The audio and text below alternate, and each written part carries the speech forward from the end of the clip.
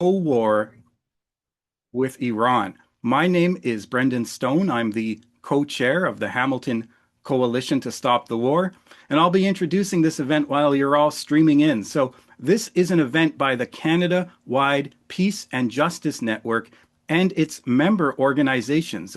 For example, I'm with the Hamilton Coalition to Stop the War, as you know, and we have some really great and knowledgeable speakers for you today. These are people who have been to Iran, people who are of Iranian descent, people who have studied Iran, people who have resisted imperialism. So I'm very pleased to have a diverse grouping of speakers who are highly knowledgeable about this subject. This is a very important subject, a very important time. You know, if we could have scheduled any time to hold this webinar, it would be right now. So that's how important this is. And before I go on, I'd like to acknowledge that I'm in the city of Hamilton, which is situated upon the traditional territories of the Erie, Neutral, Huron-Wendat, Haudenosaunee, and Mississaugas. And today, the city is home to many indigenous people from across North America. And we recognize that we must do more to learn about the rich history of this land so that we can better understand our roles as residents, neighbors, partners, and caretakers. So like I was saying, we've got a big lineup of great speakers. I'm going to tell you a bit about them shortly. But first, let me say that the chat is open. That's right. So anyone who is attending this webinar, from the speakers to the MC to the tech people to all of the participants, can enter into the chat. We just ask that people are respectful. You might want to start out by giving your name and the city that you're in. I know people tend to do that. Name, maybe the name of the organization you're with, if you're with a group, and the city that you're in. And then we can watch people join this webinar from all over Canada. So the chat is open, and we just ask that you be respectful, you engage with people in a respectful manner. Opposing views are welcome, but please try to follow rules of respect and decency. You might notice that the closed captioning is available, and I'm going to try to access it on my own. Yeah, so depending on how your Zoom is structured, you should be able to set up basically subtitles. It has been enabled so that you can individually enable closed captioning. If you have any questions about it, put them in the chat and you may be able to get help there. We're going to have a question and answer period as well. This is very important. We have a full Q&A box, and that means you're able to enter any question you have at any possible time in this webinar inside the question and answer box, which is labeled Q&A in the status bar of this meeting. If you go there right now, there's no questions that have been entered yet. But at any time when a speaker is giving a presentation or somebody's taking a question or whatever, you can enter a question into the question and answer box. And that means they're going to all be accumulated, and later on in this webinar, there is going to be a question period where these questions will be answered. So the best way to handle it is by putting your questions into that official Q&A box. You can also put questions into the chat if you like. I see people are entering. Wow. Okay. Actually, there's a lot of people in the chat right now. This is great. We're really happy to see this. This is exactly what we want to see. I'm seeing cities Hamilton, Dalhousie, New Brunswick, Edmonton or Edmundchuk, Calgary, St. Catharines, Hamilton again, East Coast and West Coast. We've got Vancouver. We have Thunder Bay, Ontario, New Westminster, British Columbia. Wow, this is amazing, and it's still streaming in. So this is truly a Canada-wide webinar. So thanks for your participation. We really appreciate that. I'd like to take a moment briefly just to comment on why we are holding this webinar. I think everybody agrees that we're living in turbulent, unpredictable times, and it's rather urgent because we have an unpredictable president who threatens to bomb at all times. And this is extraordinary, that a world leader can talk about bombing a sovereign country that hasn't done anything to his country. This is a president who takes an armada from one place to another. He takes an armada to Venezuela, kidnaps the president of Venezuela, and then he sends an armada to Iran and threatens to bomb the country and commit unspeakable destruction. So this is truly unprecedented, and it's clearly urgent why we have this webinar. So who's going to be talking today? I can tell you briefly about the speaker order. we're going to be starting with some context and history, looking at the background of what's happening, why it's been happening. And to start us out, we're going to have Phil Wilayto. And I'm going to introduce all the speakers individually when it comes for their time. But Phil is going to be covering United States history and the current threats to Iran.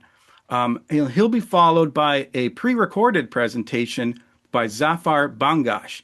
And Zafar is going to be talking about the hypocrisy of imperialist governments and achievements, the achievements of Iran in opposition to the demonization and misinformation that exists about Iran. So Zafar is going to be countering the misinformation on Iran that is used to manufacture consent for war. Following those two speakers, there's going to be a section about more contemporary politics and activism generally. And that's going to be started out by Mona Ghassemi.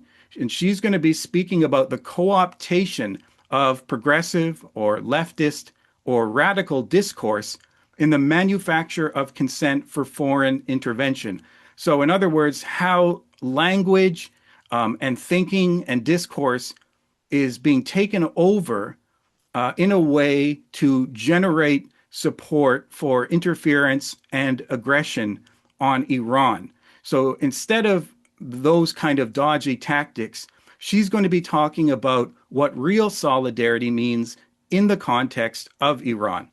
And that will be followed by Ken Stone, who will be talking about the role of Canada in the sanctions and aggression against Iran. So it's a specific discussion about Canada's role. And finally, in closing, we will have Janine Solanki, and she'll be talking about Iran's importance in resisting imperialist domination in the region and why the anti-war movement must defend Iran against attack. So before I go further on that, I just want to remind you to check out the website of the Canada-wide Peace and Justice Network. So that's, again, the umbrella group holding this particular webinar. And you can find it just by putting in a browser. You can put peaceandjusticenetwork.ca.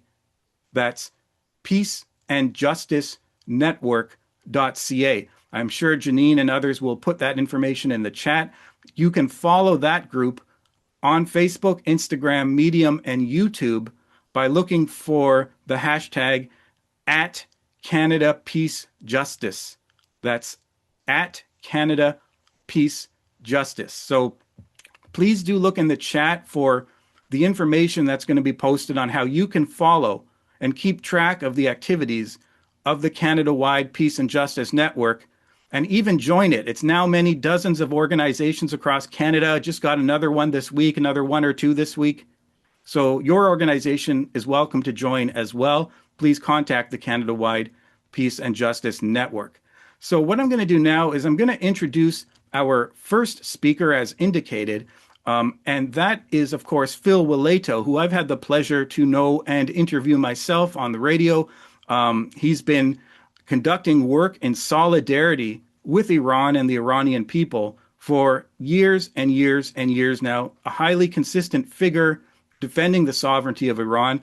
Phil Wilayto is a writer, speaker, and organizer based in Richmond, Virginia. And he's a founding member of the Virginia Defenders for Freedom, Justice, and Equality. And he's the editor of the Virginia Defender newspaper. Finally, he's also the author of In Defense of Iran, Notes from a U.S. Peace Delegation's Journey through the Islamic Republic. So without further ado, let's please go over to Phil Wilayto. Well, thank you so much.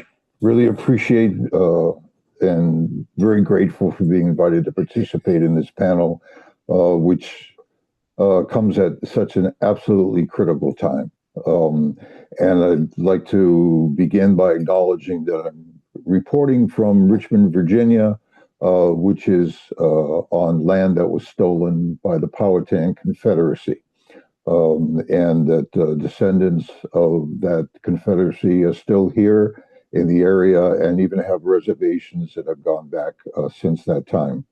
Um, we are meeting at a time of incredible crisis.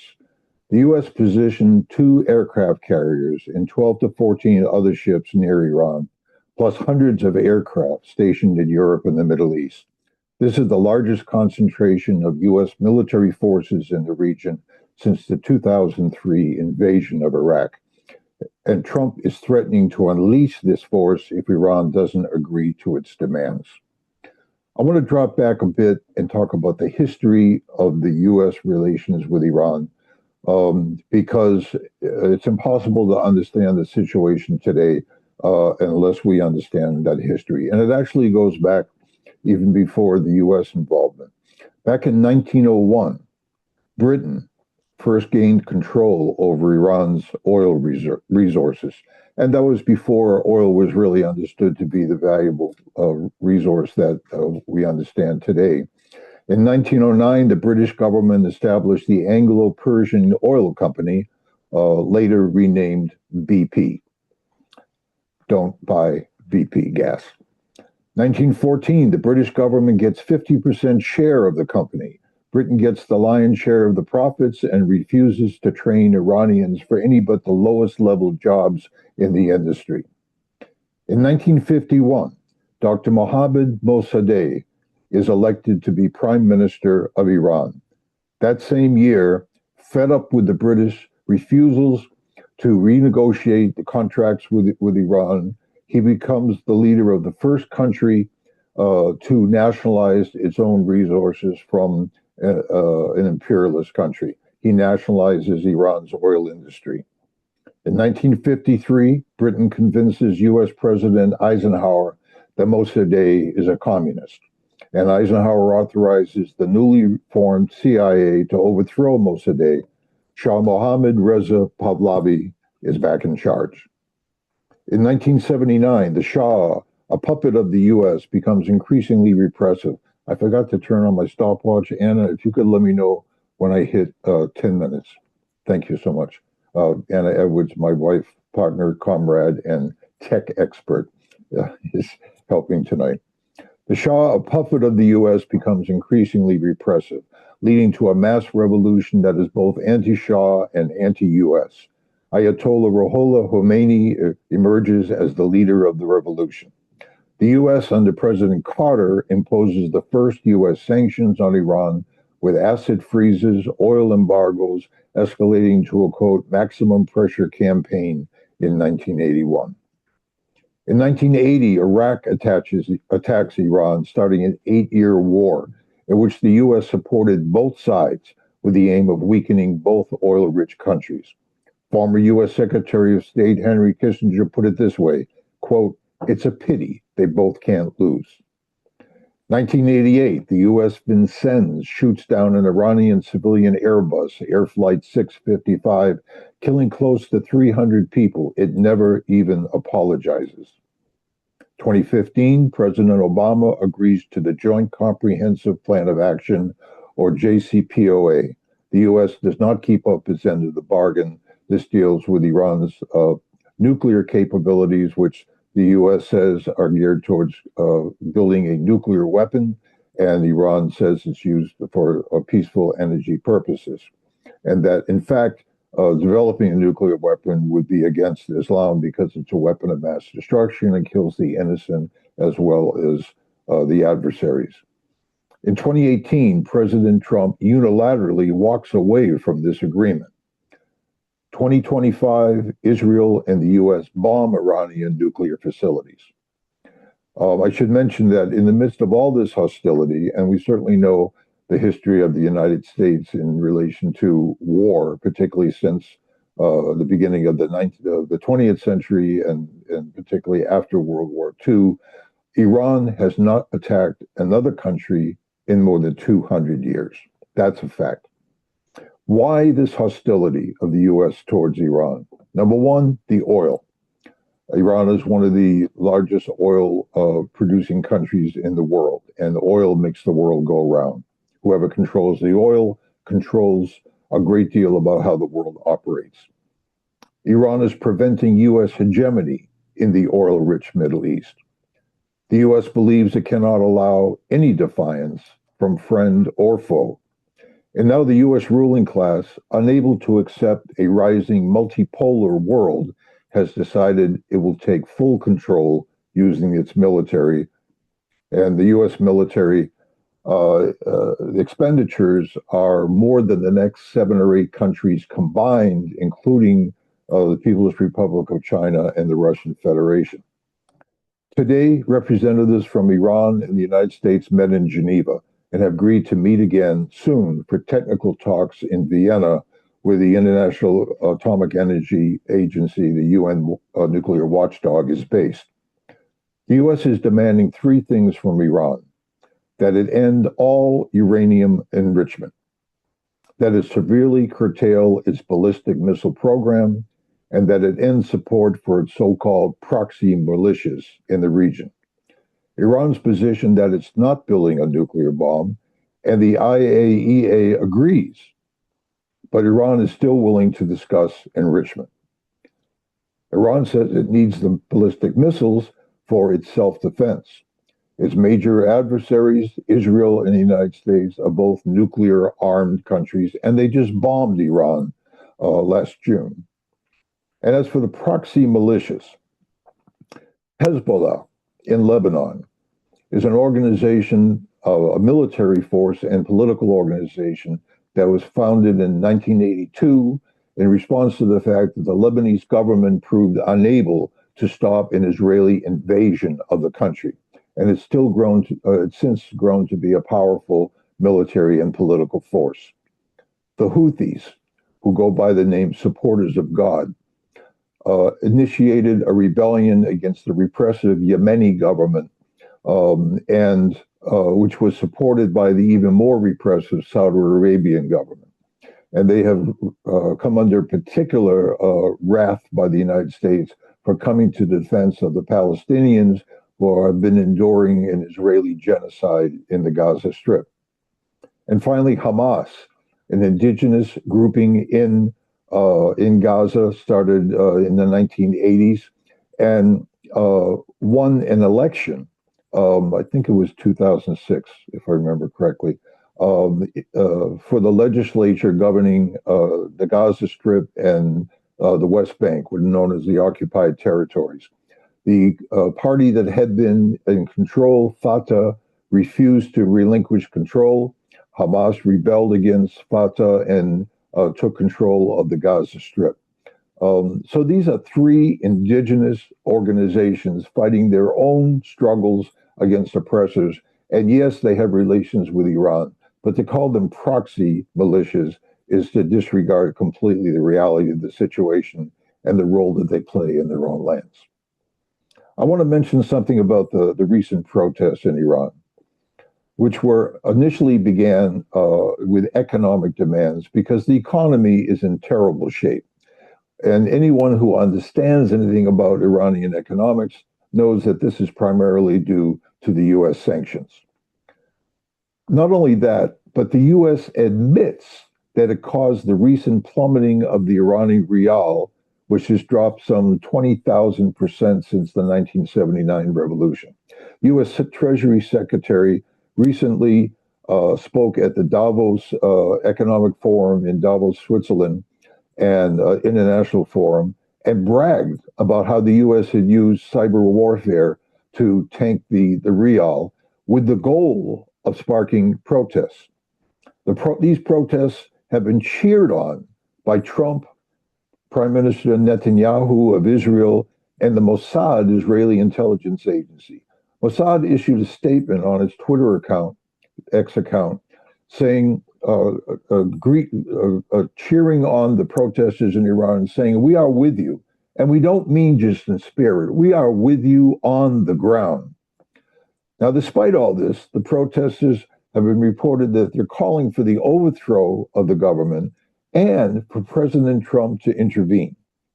So what started as a protest around legitimate concerns about the economy has morphed into an anti-government rebellion, with people attacking the police officers, other law enforcement officers, soldiers burning buildings, calling for the death of government figures, and the government cracked down, as any government in the world would.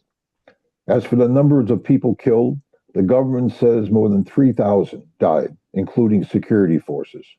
The human rights activist news agency, or HRANA, which is the major source for information about the protests and the casualties by Western media, said that more than 7,000 were killed. John Bolton, former U.S. Secretary of State, who is one of the biggest war hawks in the country, boasted on NPR today that, or claimed an NPR interview today that more than 60,000 people was killed. I looked into who this human rights activist news agency was, and it's very interesting because it's headquartered about 90 miles north of Richmond in a shopping mall in Fairfax County, coincidentally 16 miles from CIA headquarters.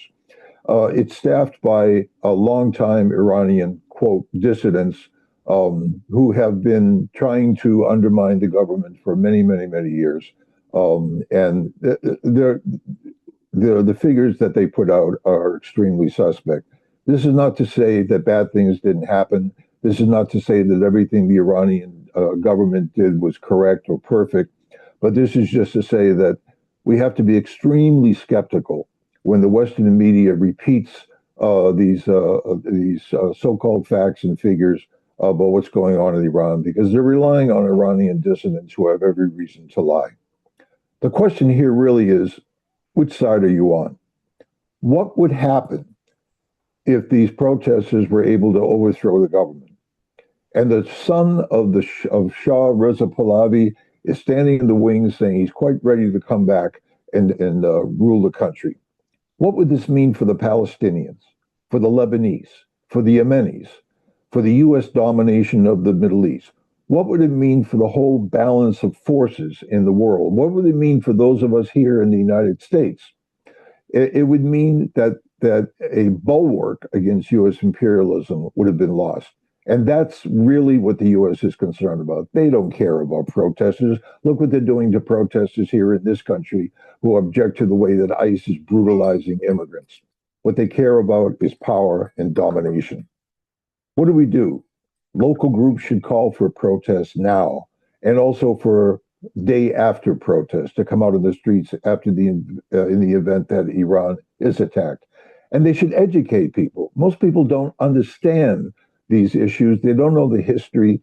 They don't know why the U.S. is hostile to Iran. They just listen to the propaganda that they hear on the radio, television, and social media. Millions of people came out to protest the Israeli genocide in Gaza. We need to reach out to these folks, these young people who have become radicalized, and their eyes have been opened about the reality of the situation, and particularly the fact that the Democratic Party is no real alternative to the Republicans when it comes to foreign policy, because the Democrats were in power during most of the genocide. Here in Virginia, we've had public meetings in Richmond and in Norfolk, Virginia, where the USS Gerald Ford and several of the other ships are home ported. We're reaching out to Norfolk sailors to talk to them about their responsibilities, to think about what they're being asked to do, and to remind them, as members of the U.S. Congress have, that they are in no obligation to obey illegal orders.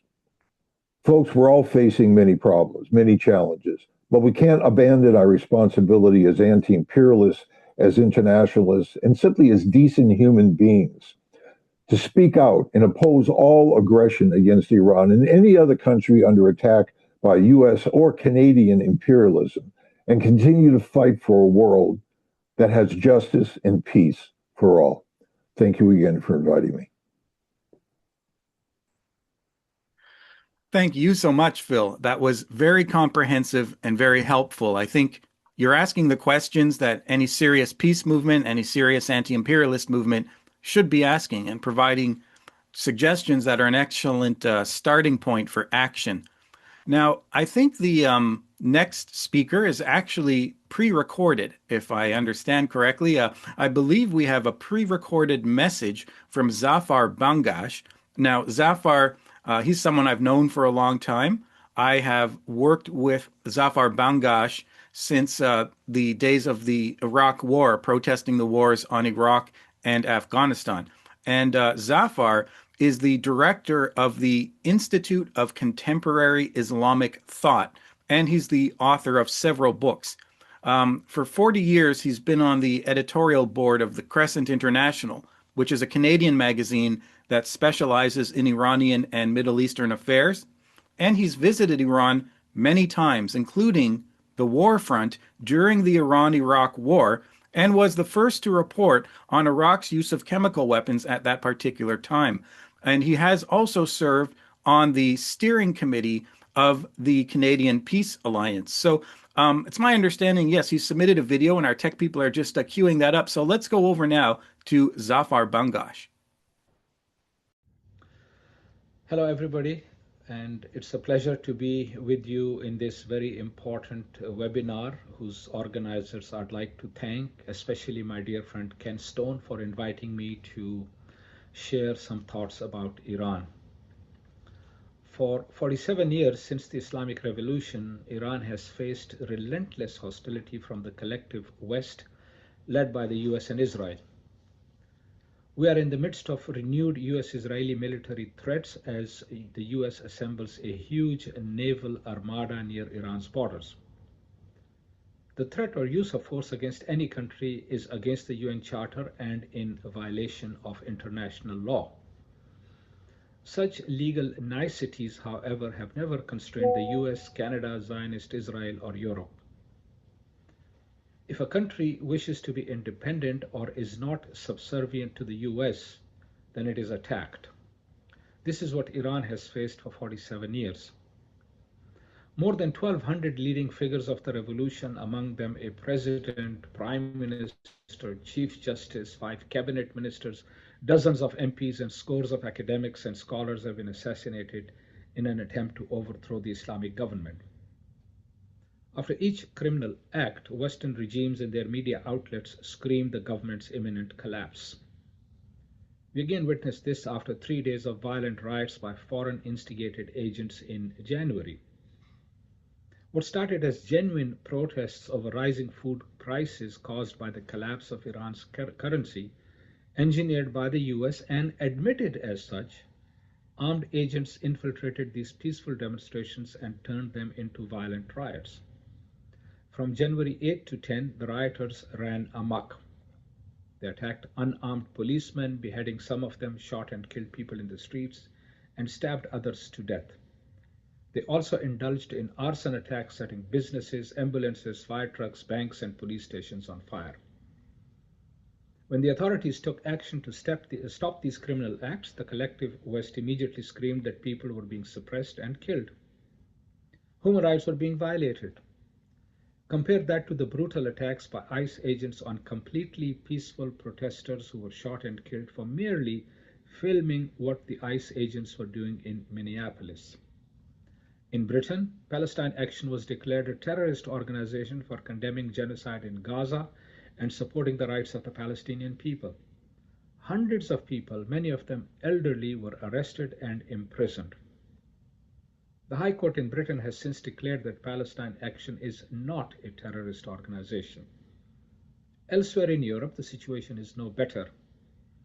Here in Canada, rallies against the genocide in Gaza are assaulted while Zionist thugs are given a free hand. And there are repeated calls for regime change in Iran. Under what law or authority are such demands made? It is alleged that the government in Iran has no support among the people and that it oppresses women.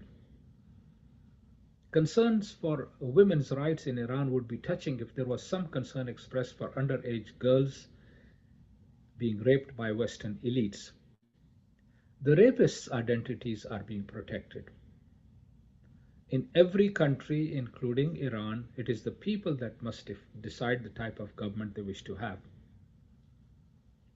Let us see what Iran has done for its people in the 47 years since the Islamic Revolution. We know that among the state's primary responsibilities are food security, housing, healthcare, and education. Despite decades of sanctions and several wars, Iran has done quite well. There are no homeless people there, no beggars in the streets as we find in Iran's neighboring countries. In addition to the state, the social setup in Iran also provides for people's needs through mosques, foundations, and neighborhood committees. During the Shah's regime, Iran's literacy rate was barely between 37 to 50%. For women, it was not even 25%. Today, women's literacy rate has surpassed 90%. In some university faculties such as medicine and education, there are more female students than there are male students. Women are also heavily represented in engineering, environmental sciences, stem cell research, and of course, political science. In the health sector, Iran's achievements are equally impressive. In every village, no matter how remote, there are medical centers to provide basic services to the people. UNICEF has declared Iran's healthcare service as excellent. Internationally, Iran has established alliances with countries of the global south, Cuba, Venezuela, South Africa, Palestine, and others. Iran has not attacked any country in 250 years. The US has not spared any in the same period. And in the last 2 years, Zionist Israel has attacked 6 countries in the region.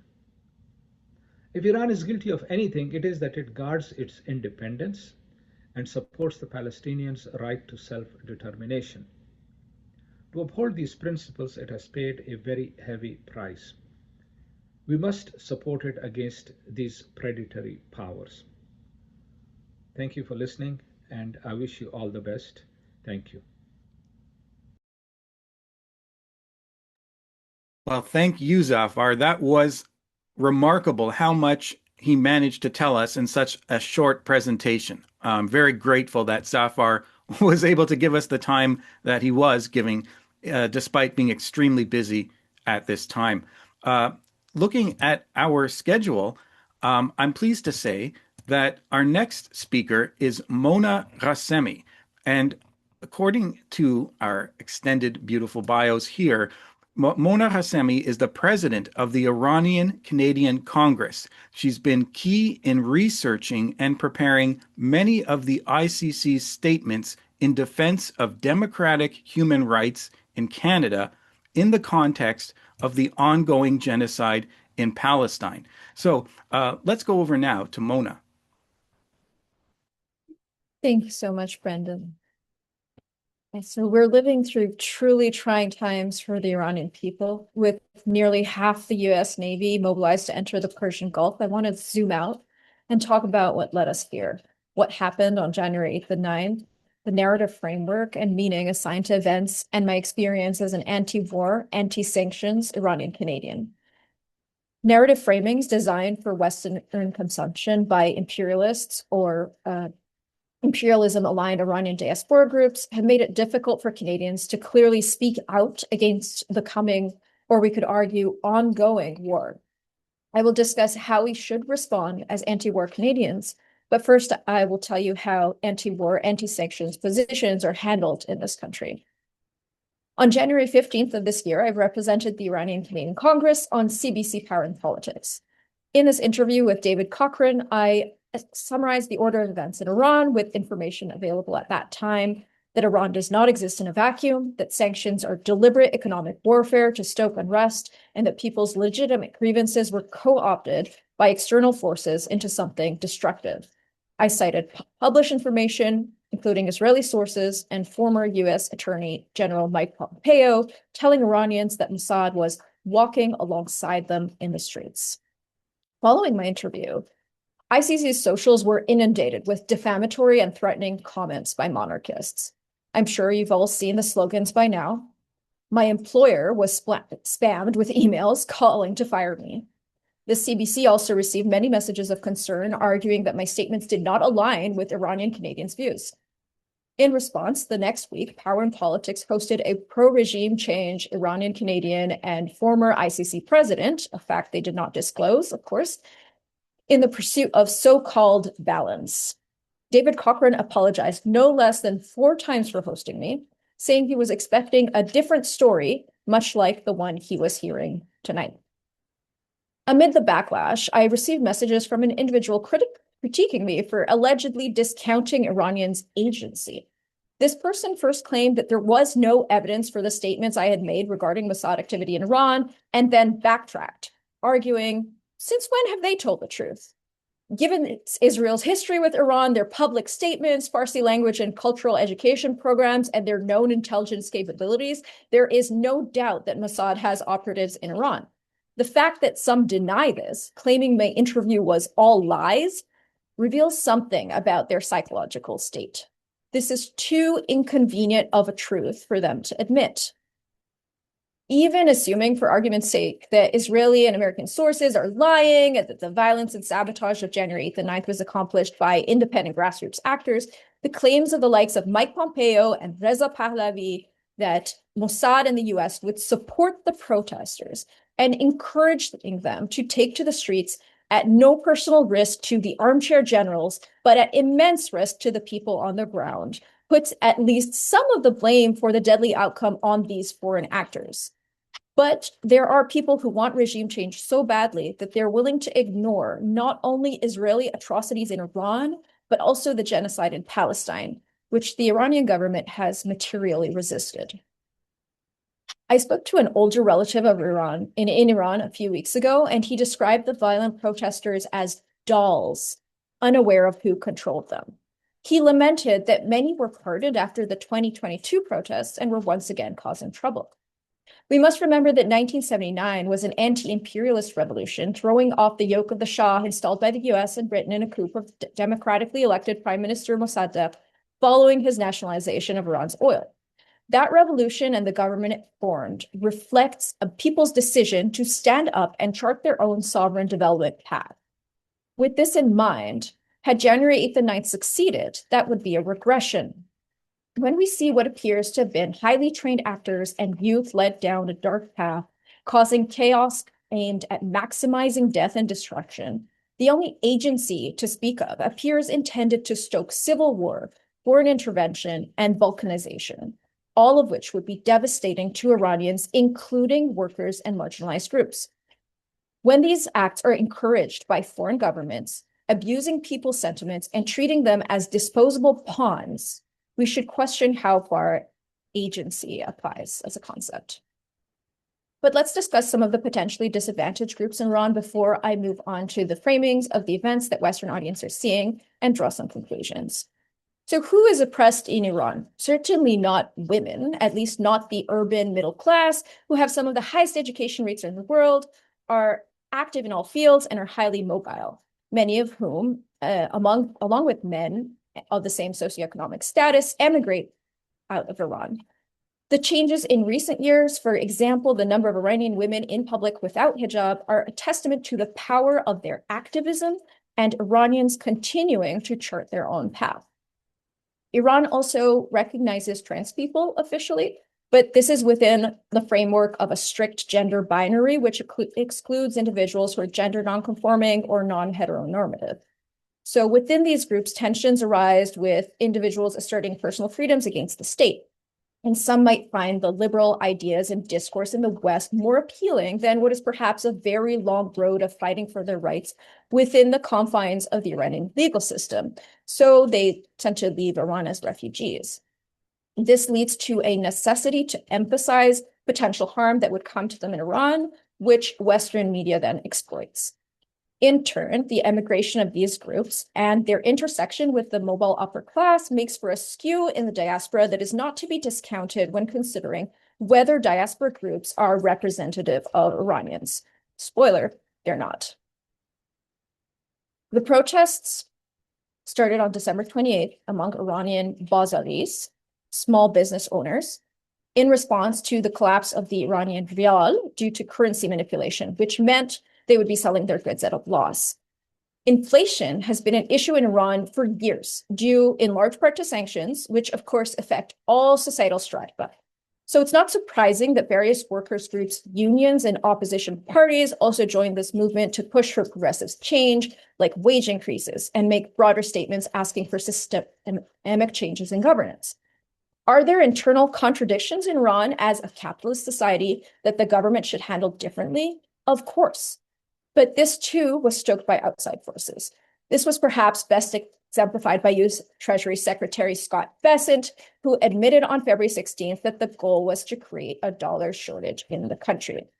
And then when the Iranian currency went into free fall, inflation exploded, and hence we've seen the Iranian people out in the street. Another oft-cited issue in Iran is economic corruption. My conversations with Iranians indicate corruption is real, but that has less to do with the Islamic Republic per se than with material conditions. The economic structure is capitalist, a system that fundamentally depends on the exploitation of workers by paying them less than the surplus value generated by their labor. Modern Iran has undergone much economic development and in doing so has appointed economists educated in the Milton Friedman's Chicago School, which has led today to neoliberal policies that put a squeeze on ordinary people, much like we see in the West. But even in this context, the Islamic Republic maintains free higher education and subsidizes food and gas, offsetting some of the effects of sanctions. If we want relief for ordinary people, we must end the decades-long Western sanctions. Speaking of economic development, on my last trip to Iran in the winter of 2022 to 2023, I was taken to the new Tehran Mall by my cousin and his wife. It was a huge building that my cousin expected to impress me with some beautiful architectural components, poster ads of women without hijab, and many shops selling a variety of goods. I asked my host if they shopped there.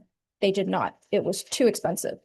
I have since heard criticism of the wealthy owner of this mall, but my cousin's position was not critical, but he was concerned with limited economic mobility. It was possible to make a living, but not to climb the socioeconomic ladder. What does this indicate? The Iranian middle class is experiencing a squeeze while maintaining aspirations of class mobility. I also asked my cousin about his understanding of the women life freedom protests that occurred months before my visit. He flipped the question on me. What did I understand from my 2-week stay? I suggested that people seemed more concerned with putting bread on the table than with hijab laws, and weren't necessarily preoccupied with the need for regime change. And he agreed. So the middle class and workers are under pressure from both internal contradictions and outside interference in the form of sanctions. But we need to discuss the truly disenfranchised, what Fanon called the wretched of the earth, and the 1979 Iranian revolutionaries, including Khomeini, referred to as the mustazafin, whom they had a duty to protect. A comrade recently suggested to me that it is important to center them in discussions like this. And I'd like to take that advice and then discuss what happens when a group of people feel so unheard by their own government that they are inclined to appeal to outside forces, and come back to my thoughts on the limitation of so-called respecting people's agency. The economic development of Iran has led to major urbanization since the revolution, leaving some people behind from the south of Tehran and its outskirts and from border towns that have been historically underdeveloped.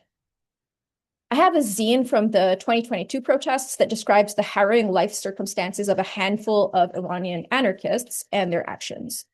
Most were from border towns, most were poor, and had drug addict parents who abused them. Many suffered sexual abuse by a parent or by others. The plight of these young people could be interpreted as a failure of the state. Iran has modern harm reduction programs, but drugs, particularly opiates, are a problem, certainly not helped by the fact that opium production, which was ironically banned by the Taliban, was not controlled after the US invasion of Afghanistan. So some people have fallen through the cracks of the system. And these youth had immense amount of justifiable anger and found solace in anti-government beliefs, which justified directing that anger outward. But their narratives lacked a deeper theoretical foundation or planning that could lead to real progress. I don't fault them for it, but this also renders them vulnerable to exploitation by forces that may wish to direct the youth's anger to their own ends. Iranian border regions in the west of the country coincide with Kurdish territory in the east and with other tribal, and in the east with other tribal groups, such as the Baluch, with their own community structures, sometimes expressing separatist sentiments. Some separatist groups form known strategic affiliations with the US, but as we've seen with Rojava, those alliances are fragile when the superpower shifts priorities.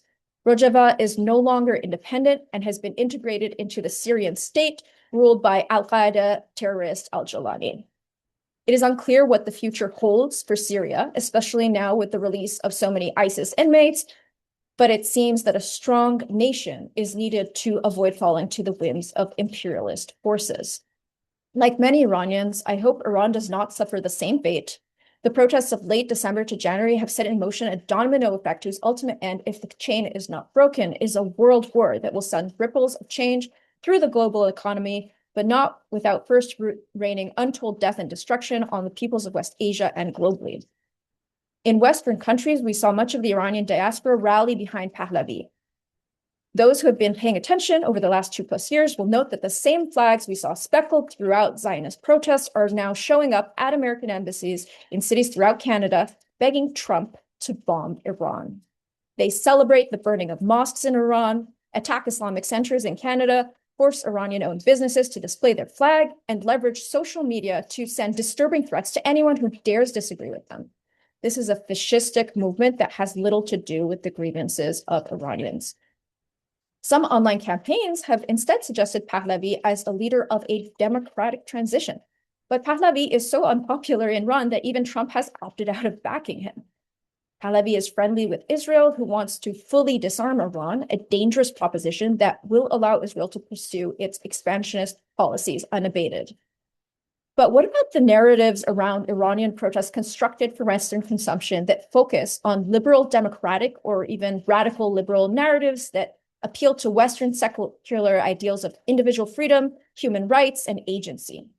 The ones that say to listen to Iranian voices, sometimes even to be our voice, something I find pretty offensive, actually. What is left unsaid in these narratives? And what does it mean to have solidarity with Iran and Iranian people in these times? I think about the overrepresentation of LGBTQ+ folks at pro-Palestine protests. Queer Arabs and Muslims are at the forefront of these actions, having confronted the contradictions and understood that stopping the genocide of their peers in Palestine is prerequisite to the fight for other freedoms among their more conservative brethren. Without stopping war and destruction of Iranian civilian infrastructure and the likely balkanization that would ensue, we will not see progress in Iranians' aspirations towards greater workers' rights, gender equality, sexual and reproductive rights, and so on. The strain of activism that is blind to foreign meddling is simply too inconvenient a truth to be discussed. It's irresponsible and dangerous. How is it that we went from talking about the Iranian state's treatment of protesters to discussing its nuclear capabilities and missile program? Other projects are afoot, and we need to pay attention. And in paying attention, we need to pierce the fog that would have us throw up our hands in defeat, saying it's complicated. Opposing war on Iran means opposing sanctions designed to immiserate working Iranians. It means standing up to our Canadian leadership, like Foreign Affairs Minister Anita Anand, who stated last week that we will not open diplomatic relationships with Iran unless there's a regime change, period. Meanwhile, announcing new sanctions. I cannot vote in Iranian elections because Canada does not have consular services with the country of my birth. Such is the irony of our present moment. The only option given in Canada by our government, by our media, and by a significant contingent of the diaspora is to bomb Iran, not to participate in its democracy. How's that for so-called democratic values? We can do better. And thank you for your time.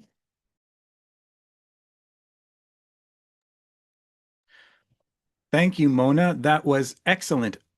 I wish it could have gone on for 2 hours. If there was any justice in this country, the CBC would be featuring Mona and broadcasting her to the entire country. That talk was all-encompassing. It weaved together a variety of issues, from difficulties in Iran faced by individuals and groups to the causes of these difficulties, many of which are foreign, including sanctions and other forms of warfare, illegal, against Iran by a hegemonic power that seeks to undermine the country and its social fabric.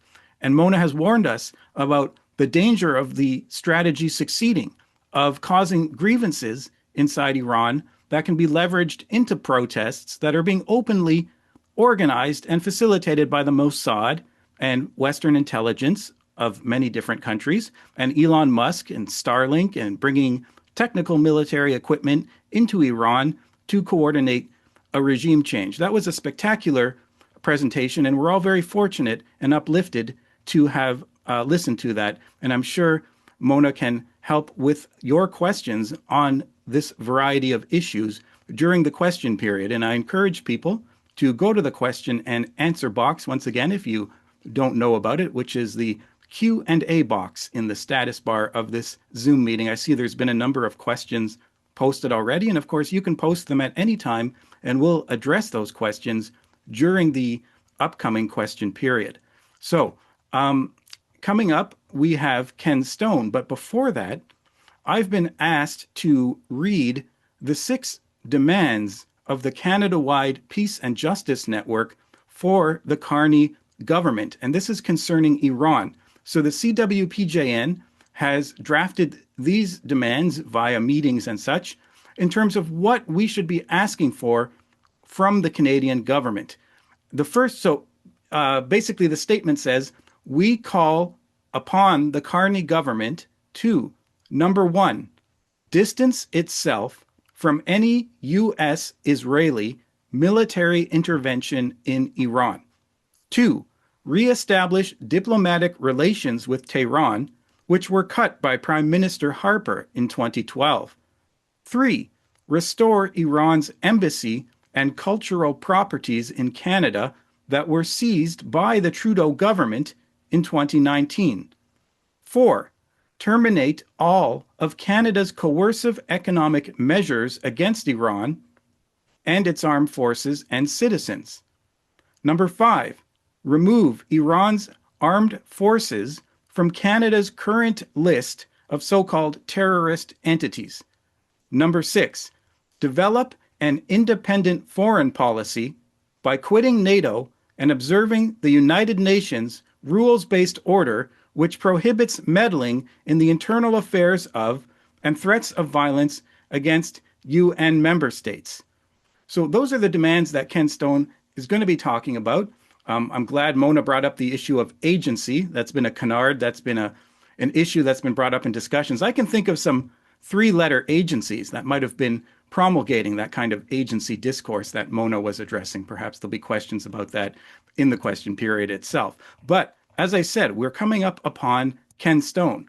And so he's going to be the next speaker, part of this section. My father, Ken Stone, is a veteran anti-war activist in Hamilton, as many of you know. He's the treasurer of the Hamilton Coalition to Stop the War, and also a coordinating committee member of this Canada-wide Peace and Justice Network, helping out with these meetings, statements, demands, and such. And he's also an executive member of the Sovereignty Support Movement for West Asia, which is a successor to the Syria Solidarity Movement, which was formed to repel and oppose the criminal regime change campaign by the United States that lasted more than 14 years, costing billions of dollars to overthrow the Syrian government and replace it with Al-Qaeda.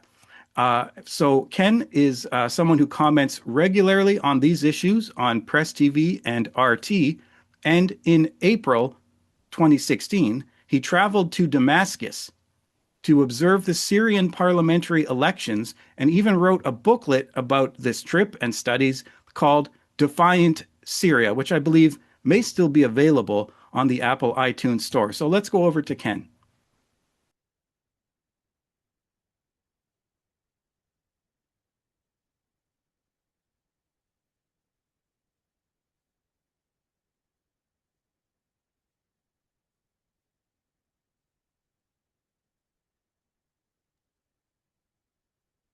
You're muted, Ken. Can you mute it? It looks like the mute button is on. Is your microphone's mute button on?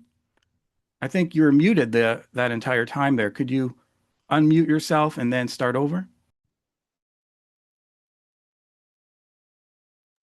No, I cannot.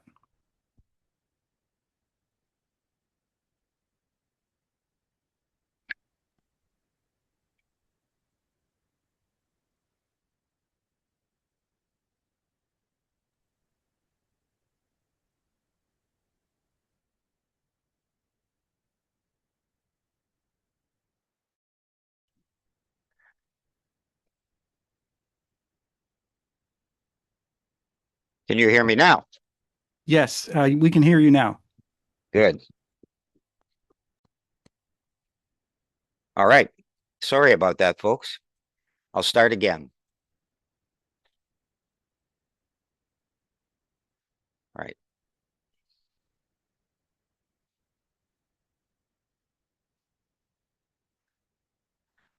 The Canadian government presents itself as a benign force in world politics. Unfortunately, nothing could be further from the truth. In my presentation, I intend to prove to you that, in its relation to the Islamic Republic of Iran, Canada has dirty hands. It has historically played the roles of one, junior partner of the US empire in trying to achieve global domination, and two, supporter of the Zionist colonial project in West Asia. In 1951, the democratically elected Prime Minister of Iran, Mohammad Mossadegh, nationalized UK petroleum assets in Iran. What followed in 1953 was a coup d'etat engineered by the US and UK to remove Mossadegh and install the Shah or King back in power. Canada's then Minister of External Affairs, Lester B. Pearson, architect of the partition plan for Palestine in 1947 and of NATO, the North Atlantic Treaty Organization, in 1949, he personally gave Canada's stamp of approval to the coup. He told the House of Commons that the, quote, emotional Iranians weren't grateful enough to, quote, people who have ministered to the well-being of Iran in administering the oil industry of that country, which they have been instrumental in developing, end of quote. Here's a tiny tidbit for your information. At the time of the coup, the Anglo-American Oil Company was paying the Iranian government the princely sum of 50 cents per barrel of crude in royalties. Pearson also expressed relief that the coup succeeded and Iran did not suffer, quote, communist penetration and absorption into the Soviet sphere. Under Pearson and successive governments, Canada maintained increasingly warm political and economic ties to Shah Reza Pahlavi. By 1978, the year before the massive popular uprising that established the Islamic Republic of Iran, Canada engaged in $600 million worth of trade with Iran, part of which was in equipment destined for the Shah's military and his notorious Savak security force. Hardly had the Shah's flag been taken down in 1979, but the USA determined to overthrow the new republic. It unleashed the MEK, a terrorist group, to decapitate the Iranian political leadership. In a series of bombings, the MEK assassinated hundreds of political leaders, including a president, prime minister, justice minister, 5 other ministers, scores of members of parliament, and scholars. Just as today, the empire also tried to instigate political unrest. In this atmosphere, a large group of students invaded the, quote, den of spies, otherwise known as the US Embassy, and in the confusion, a group of 6 US diplomats fled to the Canadian Embassy, where they were secretly given asylum and smuggled out to Canada on fake Canadian passports. Kenneth Taylor, Canada's ambassador to Iran, became famous for the so-called Canadian Caper, winning many honors and being elevated to Canadian Consul General in New York City. In this way, Canada began its relationship with the new Islamic Republic on exactly the wrong foot, as a loyal servant of empire and an enemy of Iran. In 1980, with US backing, Iraqi President Saddam Hussein launched a war of aggression against the new Islamic Republic. It lasted 8 years and was responsible for about 500,000 Iranian casualties. Saddam's forces used chemical weapons, the precursors of which were sold by the US and Germany to Iraq. Iran did not retaliate with chemical weapons because Supreme Leader Ayatollah Khomeini banned their development in Iran on the grounds that weapons of mass destruction, including nuclear weapons, were un-Islamic because they targeted civilians. During this war, the Mulrooney government supported Iraq with $2 billion worth of agricultural assistance. Following following that war, the MEK, which was armed and quartered by the USA inside of Iraq until 2012, launched a further attack on Iran, killing thousands more. The MEK was also unleashed in Canada in an attack upon the Iranian embassy in Ottawa, April 5, 1992, where it used iron bars to injure embassy staff and break the arm of Ambassador Muhammad Lavasani. In the trial of the MEK defendants, all were acquitted. Some deny reports that the acquittals, but are silent on what happened to the attackers on the diplomatic mission.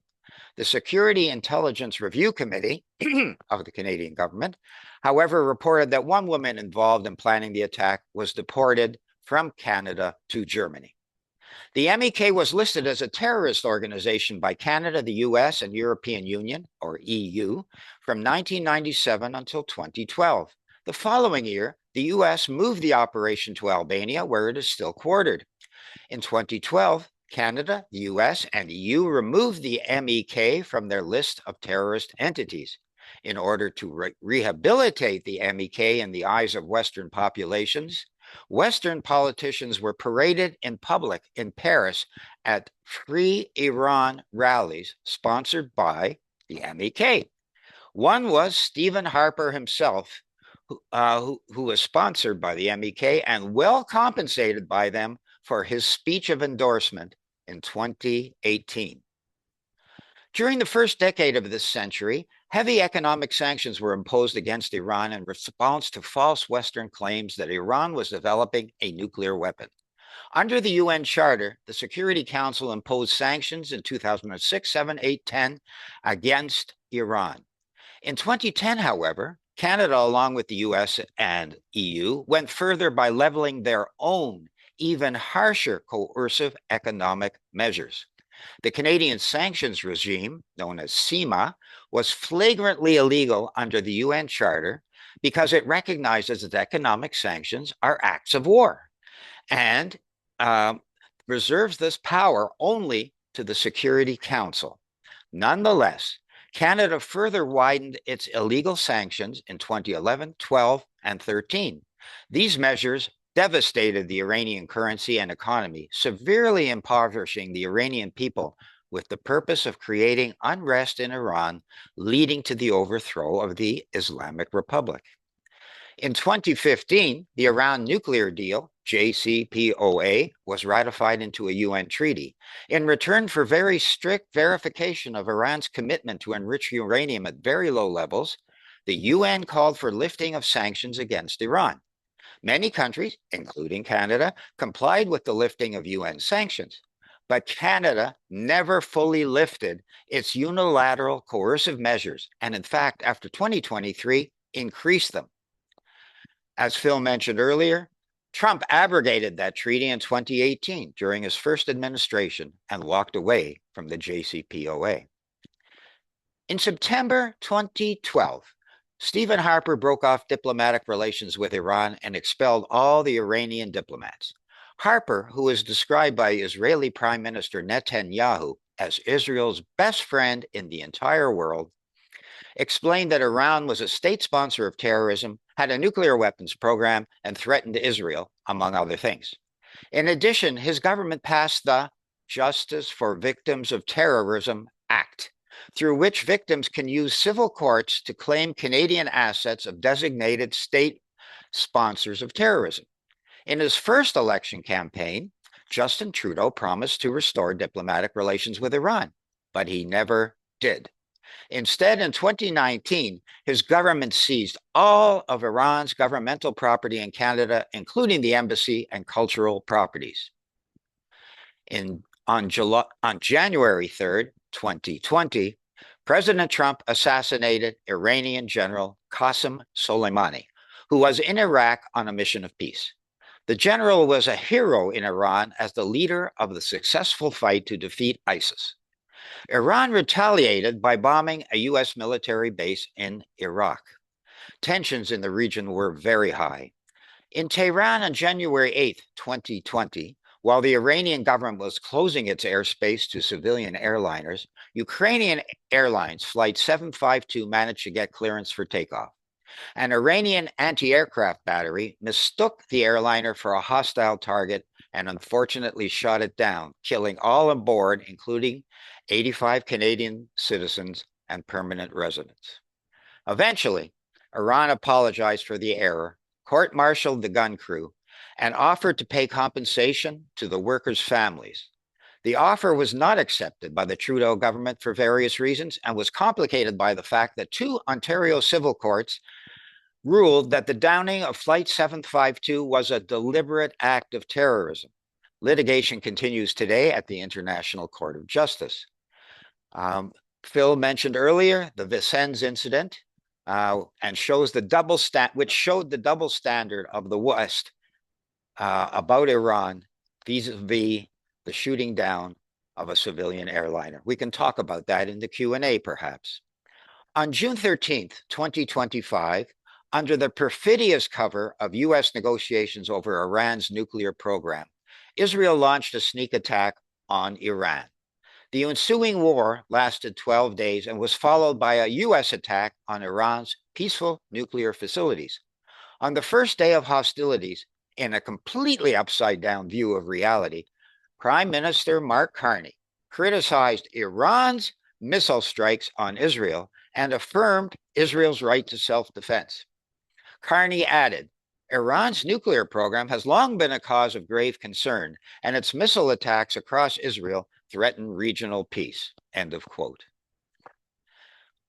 On December 28th, 2025, that's only a couple of months ago, U.S. Secretary Bessent, Treasury Secretary, deliberately collapsed the Iranian economy. Mona and Phil have discussed this already.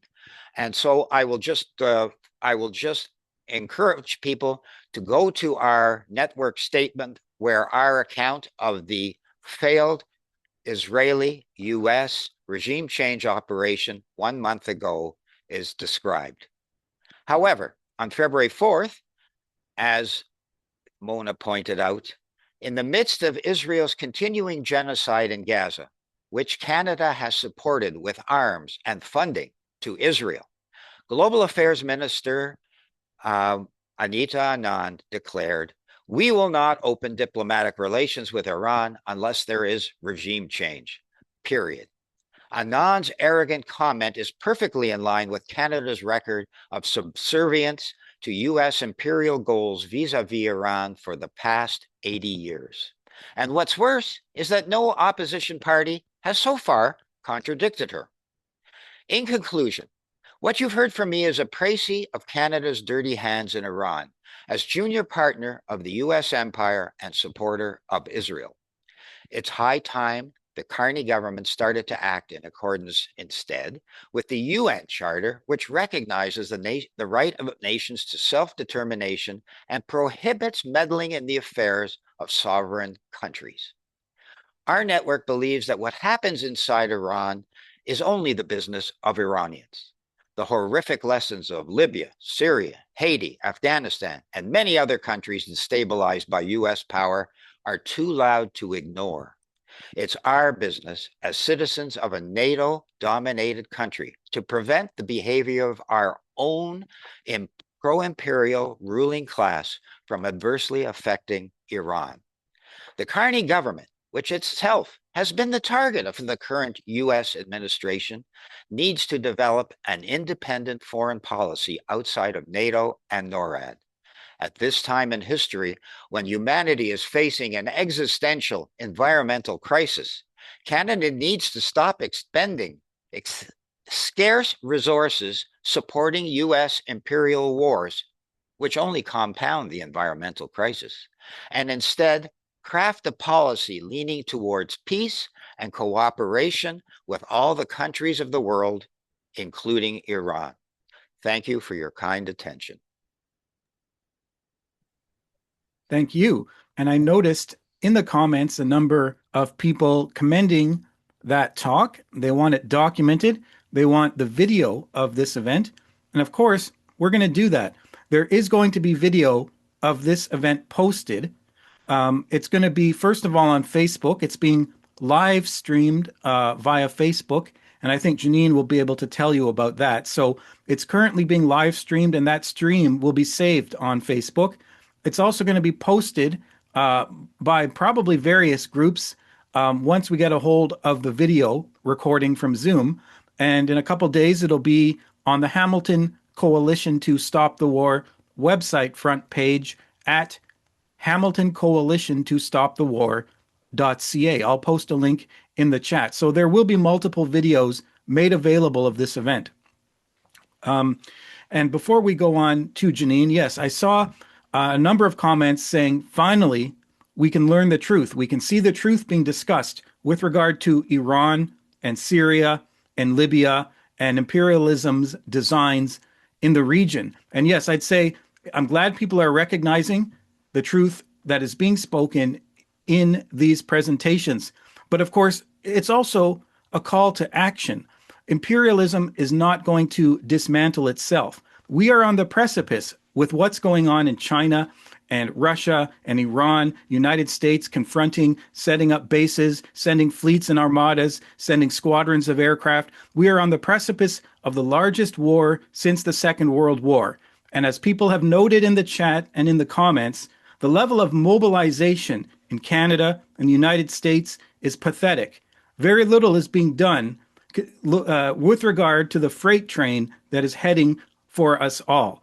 So please join local anti-war organizations, set up local anti-war organizations, become part of the Canada-wide Peace and Justice Network, become part of other networks. We need a mobilization across North America and across the NATO countries because we need an independent foreign policy and we need to exit U.S. hegemony for our own survival.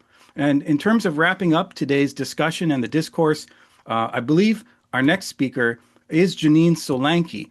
And Janine should be familiar to many of you, having been part of so many of these CJP, Canada-wide Peace and Justice Network webinars. She's an anti-war and social justice organizer based in Vancouver here in Canada and the chair of Mobilization Against War and Occupation, or MAWO, and the coordinator of Metro Vancouver United for Palestine and a coordinating member, of course, of the CWPJN. So let's go over to Janine. Thank you very much, Brendan, and also thank you to the previous speakers that have made my job much, much easier. As the last speaker, I can sum things up a bit more and refer to really their excellent talks. I agree that this needs to be a webinar that is shared. It will be on YouTube in the next couple of days and is on Facebook Live to share and spread the word there. So as I try and sum up our webinar today and what I want to conclude this webinar with is really the bigger picture and the importance of defending Iran. As Phil started off with, the United States has a very long history of threatening Iran.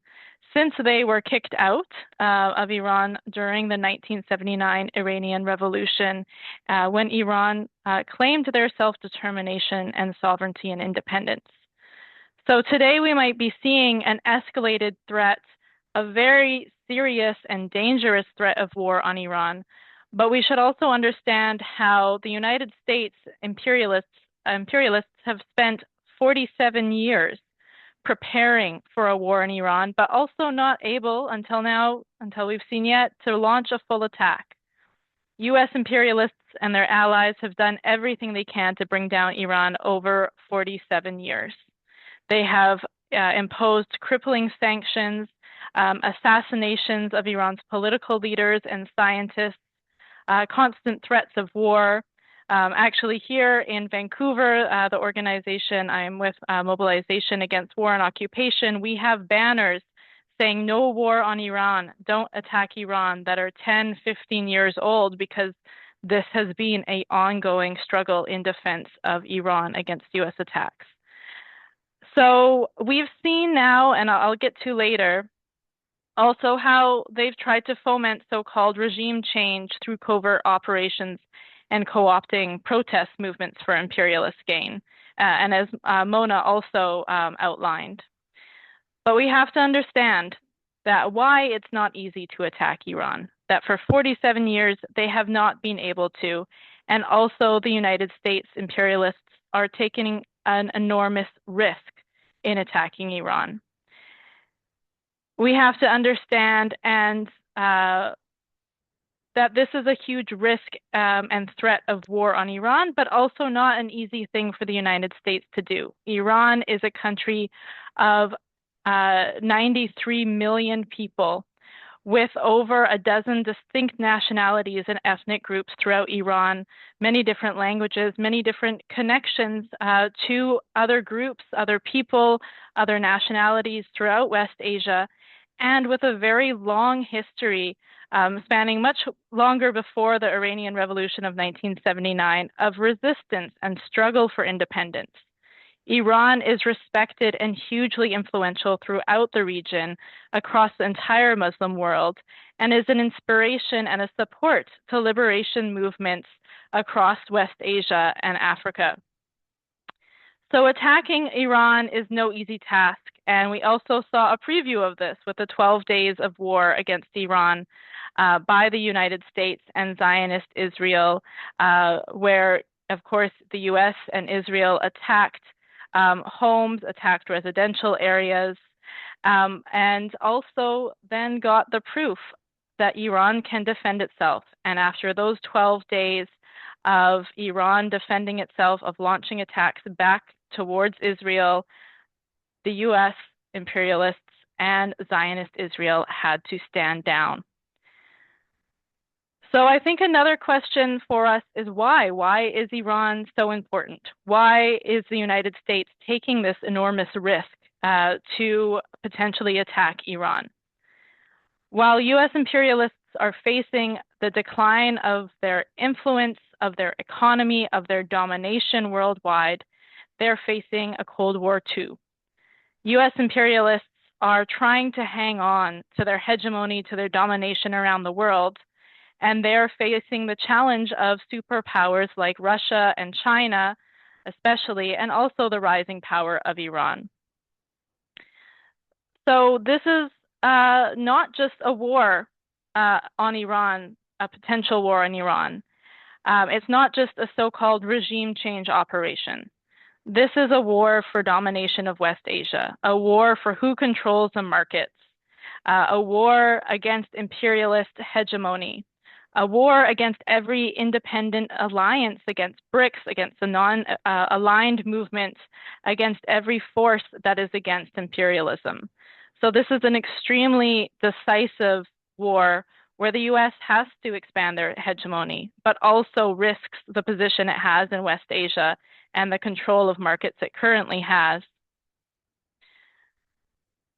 But as long as Iran is independent, no matter what agreement comes out of the Geneva talks, what concessions Iran might agree to in negotiations, that won't end the fact that the United States is going to continue to target Iran as long as Iran is resisting US domination, as long as Iran is the key to blocking US imperialists from complete hegemony of West Asia and the entire region. Iran, I think it's also important, and the other speakers did a fantastic job of opening this up for me, is the threat of a good example, the threat of an example to other countries throughout the world and throughout the region especially, that despite 47 years of attacks, of military threats, of assassinations, of crippling sanctions, these sanctions are no joke.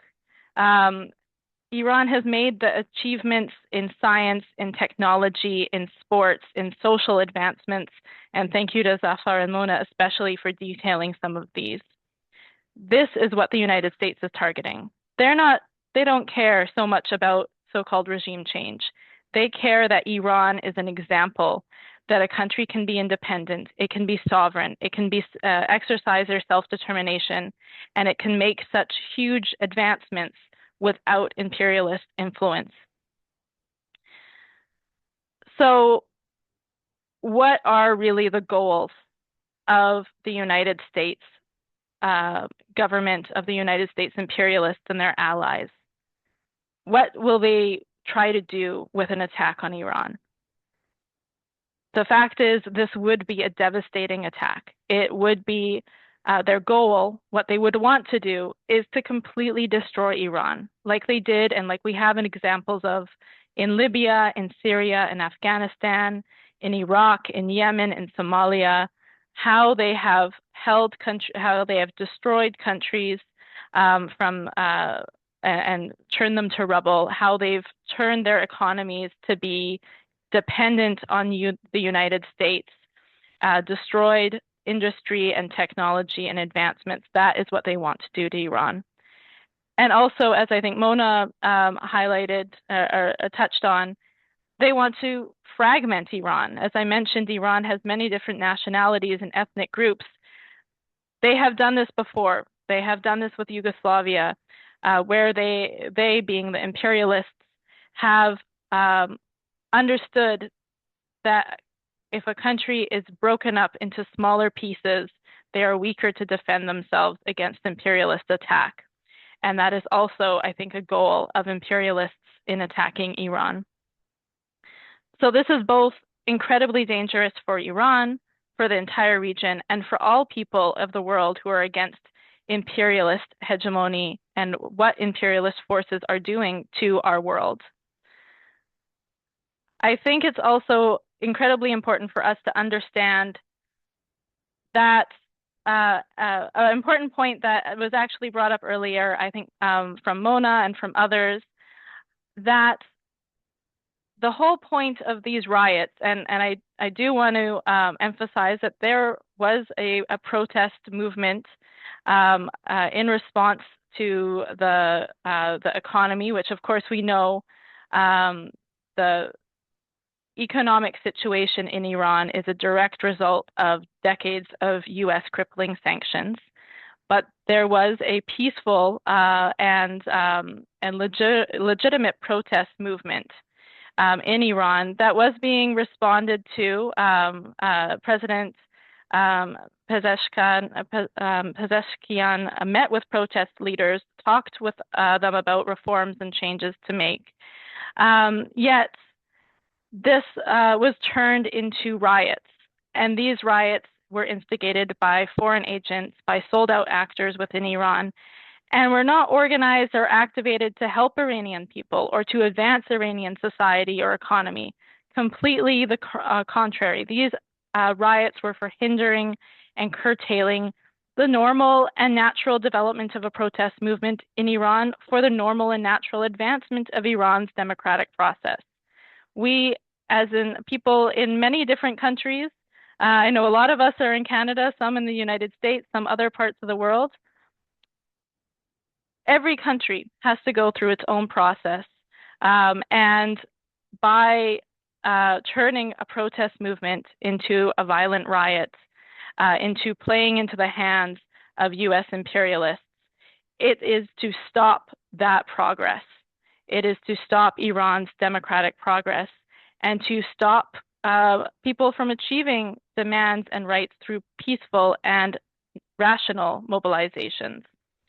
So that's why it's absolutely crucial that we as peace-loving people, as justice-minded people, as anti-war activists and organizers in Canada and around the world build a solidarity movement in defense of Iran.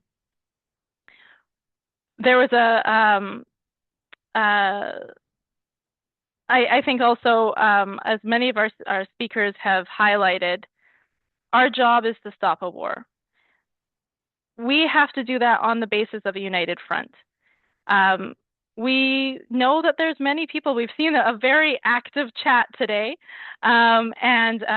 which has mainly been respectful. There's been a few, I think, people that have had to be reminded that this needs to be a respectful discussion, but there are many different points of view, many different opinions. But we have to come together in a united front that absolutely the worst thing for the Iranian people and for people of the world would be a US attack on Iran. And our job is to come together in a united front. The Canada-wide Peace and Justice Network is a great example of that. We are now over 60 groups from many different political tendencies and backgrounds, but we unite against war, and we have firmly come out with our statements, with this webinar today, with our demands against a war on Iran, against US attacks on Iran, against sanctions on Iran, and we will continue to do so. So I finally wanted to end with one other point. I wanted to dispute and challenge, as I've said, those who claim to want the best for Iran, those who claim that they are defending Iran or supporting Iran by coming out onto the streets and calling for an attack on Iran.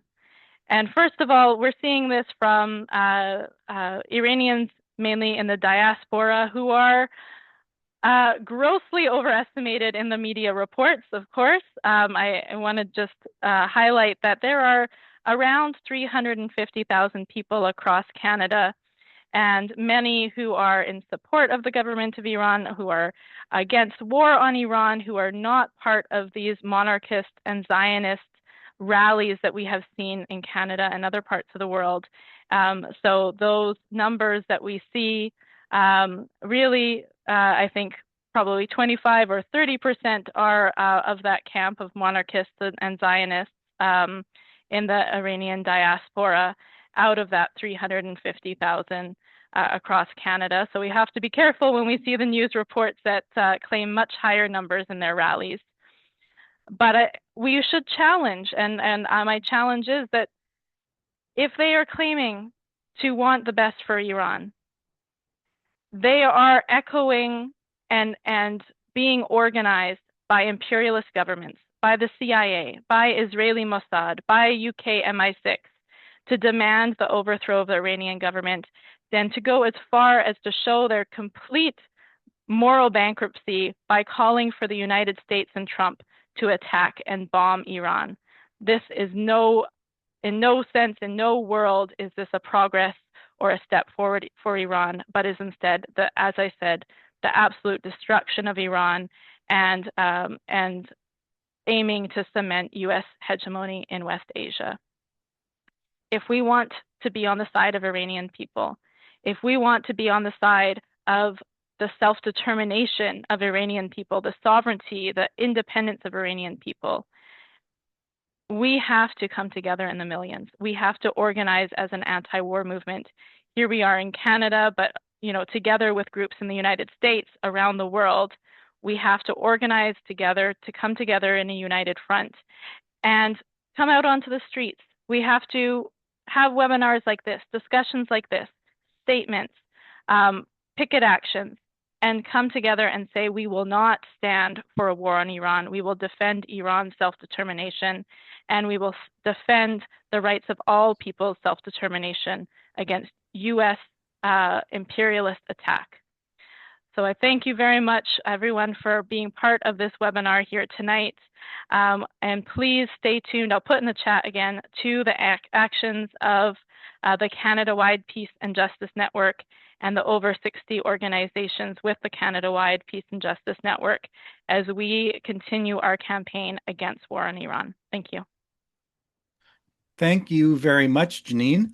And for those who came in a bit late, and I know that some people were a bit late arriving at today's Zoom webinar, we will be posting this online on YouTube. Some of the sponsoring organizations, perhaps MAWO, certainly the Hamilton Coalition to Stop the War, will be posting the YouTube version of this in a couple of days once the video becomes available.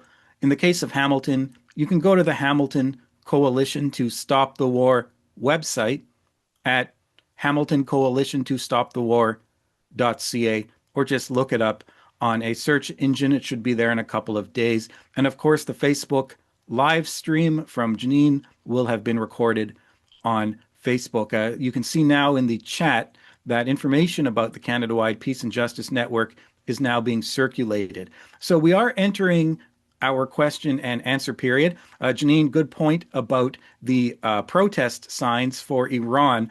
In Hamilton, I think we still have some signs that were made in 2005, 2008, saying no war on Iran, stop war on Iran, in some cases by organizations that no longer exist.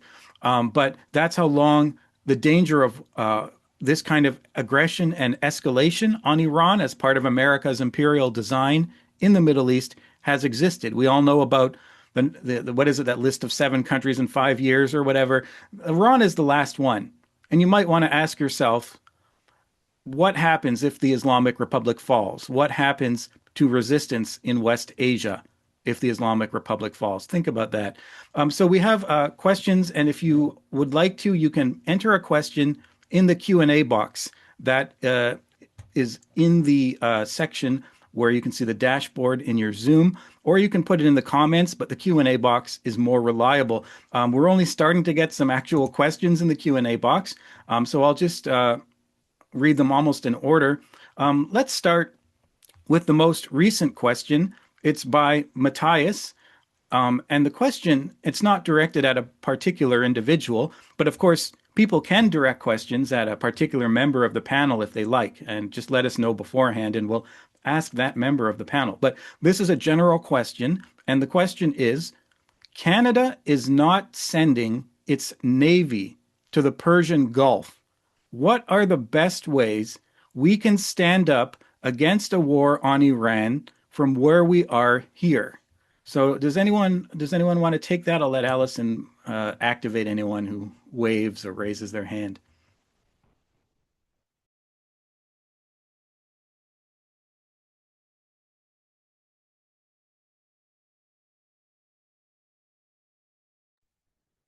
Well, Phil's gesturing. Let's start with Phil. I know he has experience organizing in the U.S. Well, it's a difficult question in many ways because so few people pay attention to Iran in particular, but also there's so many horrible things happening domestically in the U.S. And also in Canada that most folks are focused on their own lives. I know a lot of people tell me that they don't even watch the news anymore. These aren't political folks, but folks from the general community. So I think education is a really important thing. Local meetings, even to organize a house meeting to show this video again, to try to get a church basement or community center, and show the webinar and have a few speakers, and put out a call for a day after protest. In the event of any attack on Iran, people will come out to the local city hall or federal building. We did that here around Venezuela. So we were able to come out within 24 hours after the attack on Venezuela. But I really think protests now, before any attack, are really important. But education and then mobilization. We are in a kind of a unique position down here in Richmond because the Pentagon and the CIA headquarters are about 90 miles north of us, and 90 miles to the southeast is the largest naval station in the world. The USS Gerald Ford aircraft carrier and several of the other ships stationed out in the Mediterranean and the Red Sea area now are from Norfolk, and we're making an effort to try to reach Norfolk sailors.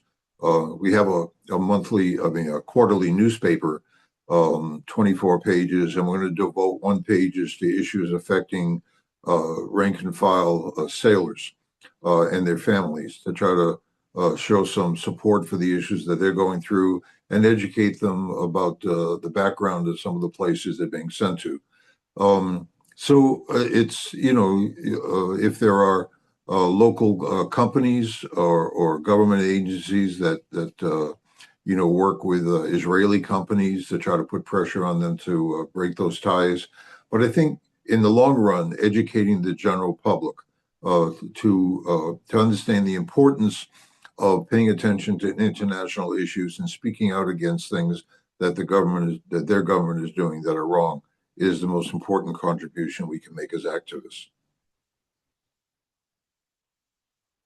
Thanks very much, Phil. It's obviously a big question, and we all have to resist in our own corners to some extent. And the landscapes and topology are all somewhat different in various parts of North America. But certainly, there's a lot to learn from Phil's experience in decades of organizing for the sovereignty of Iran. I see there's actually a question that's directed at an individual here. So it's directed at Mona.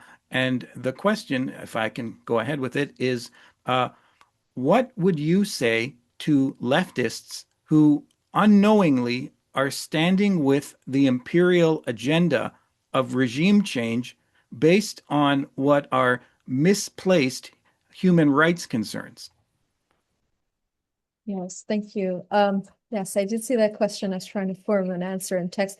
I have maybe a short response and maybe other panelists can add. I think I touched on Syria a little bit in my speech, and the same thing was happening with Syria. And even now, a lot of people say, well, the Assad regime needed to go. And what situation is Syria in now? I don't know. It's very scary. I think it's a similar situation with Iran. As I kind of touched on the various sort of social movements that happen within Iran, and as Janine added, there's a natural development that happens when people protest, but because of the immense pressure that Iran is under, these movements are kind of thwarted. So I think we can talk about both of these issues. And that's my answer for me. Great. Is there anyone else on the panel who wants to address that as well?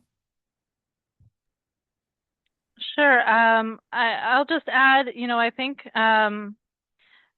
partially some of the questions I saw in the chat were addressing how to approach, leftists or progressives around Iran who maybe have, all sorts of different views around the Iranian government, but also understand the importance of being against the war in Iran.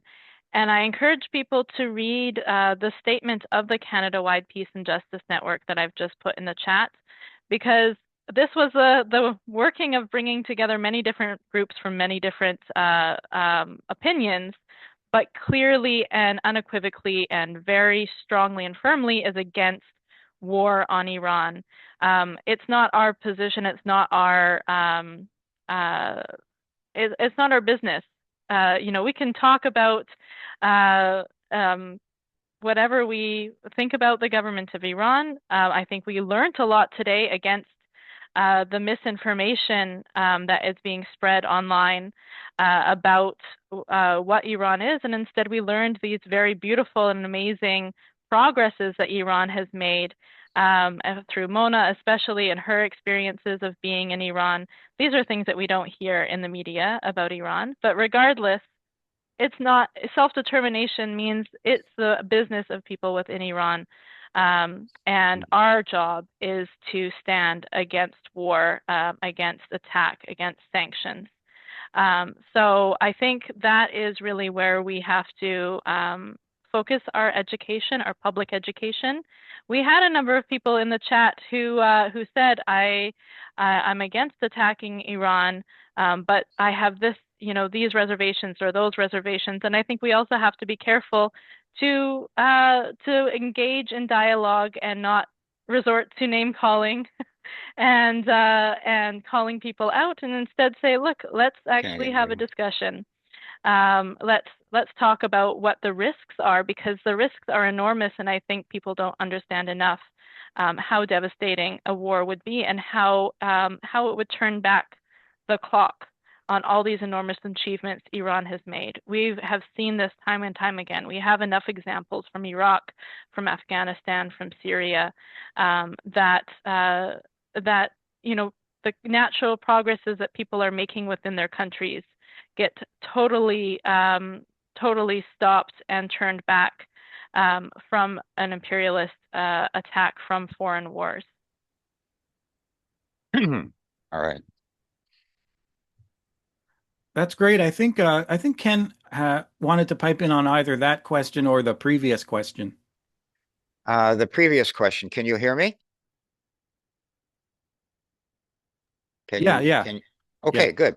The previous questioner was talking about the Canadian Navy not being in the Persian Gulf. I don't know how he determined that, where he got the information. It's true at the moment.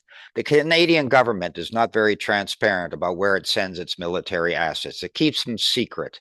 For example, during the attack on Iraq in 2003, our protests across the country, which were involving hundreds of thousands of people in cities like Montreal and Toronto, and little lesser numbers in Ottawa, these persuaded Jean Chrétien, then Prime Minister, not to send ground troops, boots on the ground into Iraq in 2003, along with the US and UK. However, afterwards, our Canadian Navy was routinely involved in this coalition of the willing, and we had many ships going in and out of the Persian Gulf, helping out their big brothers in the US Navy. Canada's military has always been used in the pursuit of the empire's agenda. For example, in Syria, there were Canadian refuelers. That's giant airplanes that refuel the jets in the air. There were reconnaissance aircraft as well, and these played a role in the so-called war on ISIS, which actually was won on the ground by the Syrian Arab Army and the Axis of Resistance led by Iran. So those forces that were stationed in Iraq and Syria by the Canadian Army have now been rolled into Project Armana, and they still may be there, but the Canadian government is not telling us. And if they are there, I wouldn't be surprised if they were involved refueling American aircraft. Hopefully not. Hopefully a diplomatic solution can be achieved. But in the event that there is a US attack, Canadian forces will almost certainly in the region be involved in that attack, just as Canadian forces were involved, our JTF-2, the special forces were involved in the coup in Haiti in 2004.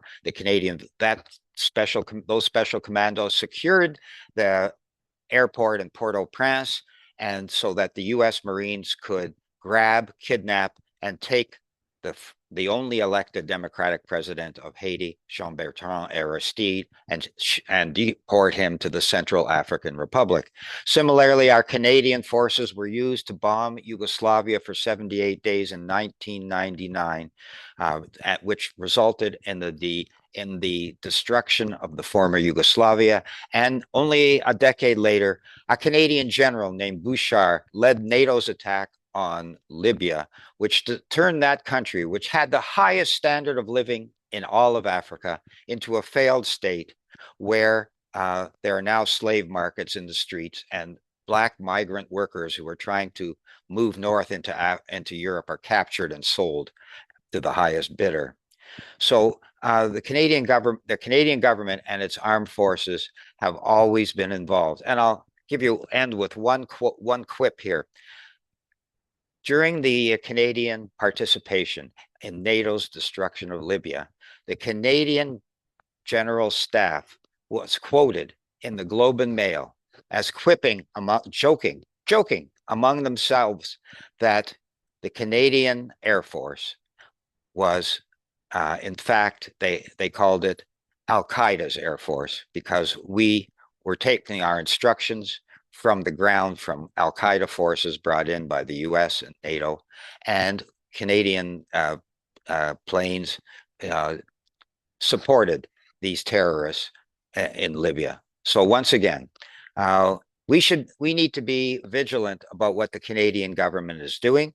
So I agree with I agree with Phil saying that there are two roles that our network needs to play. One is education, and that's what we're doing tonight. And the other one is mobilization. And so I would suggest, as Janine did, that if you are not a member of a peace group, one of our 60 or so peace groups, please join one. And if you are in a city where we don't have a peace group, please form one. You know, if we have to go out into the street, then what we would require is even a few people, yourself and a couple of friends, a couple of signs, maybe a banner if you can do it, and pick a MP's office, a government MP's office, or a federal building.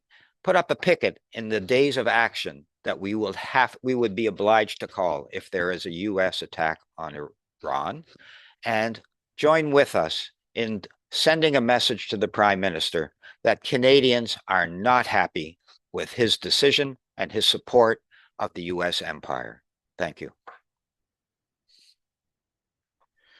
Yes, and with regard to Libya, I remember that well.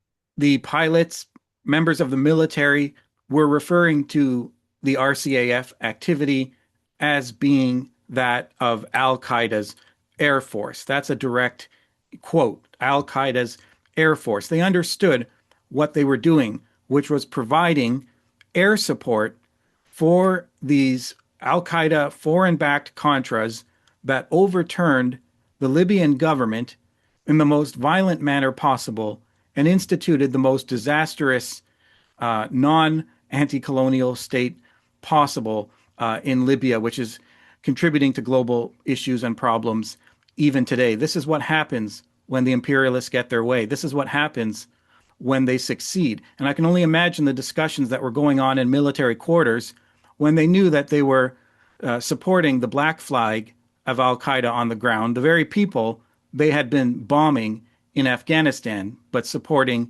in Libya and later Syria in the case of other military. So that's the world we live in. And in terms of the question of what does regime change mean for people inside Iran and the sensitive issue, I understand this is a politically sensitive issue.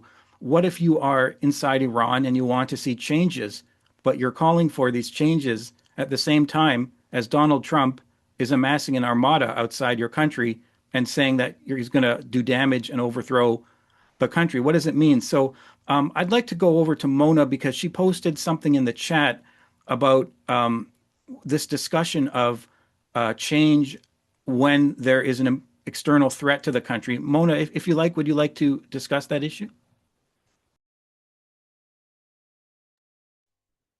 Nice. So, sure. It was a follow-up on what Janine said in my follow-up to the question that I had answered initially. So I wanted to add that in response to the leftist arguments about Iran, so I was talking to a leftist non-Iranian comrade recently who stated emphatically that for sure the imperialist powers, US and Israel, would not let, even if there were to be a regime change, any government to come into power that is not controlled by them.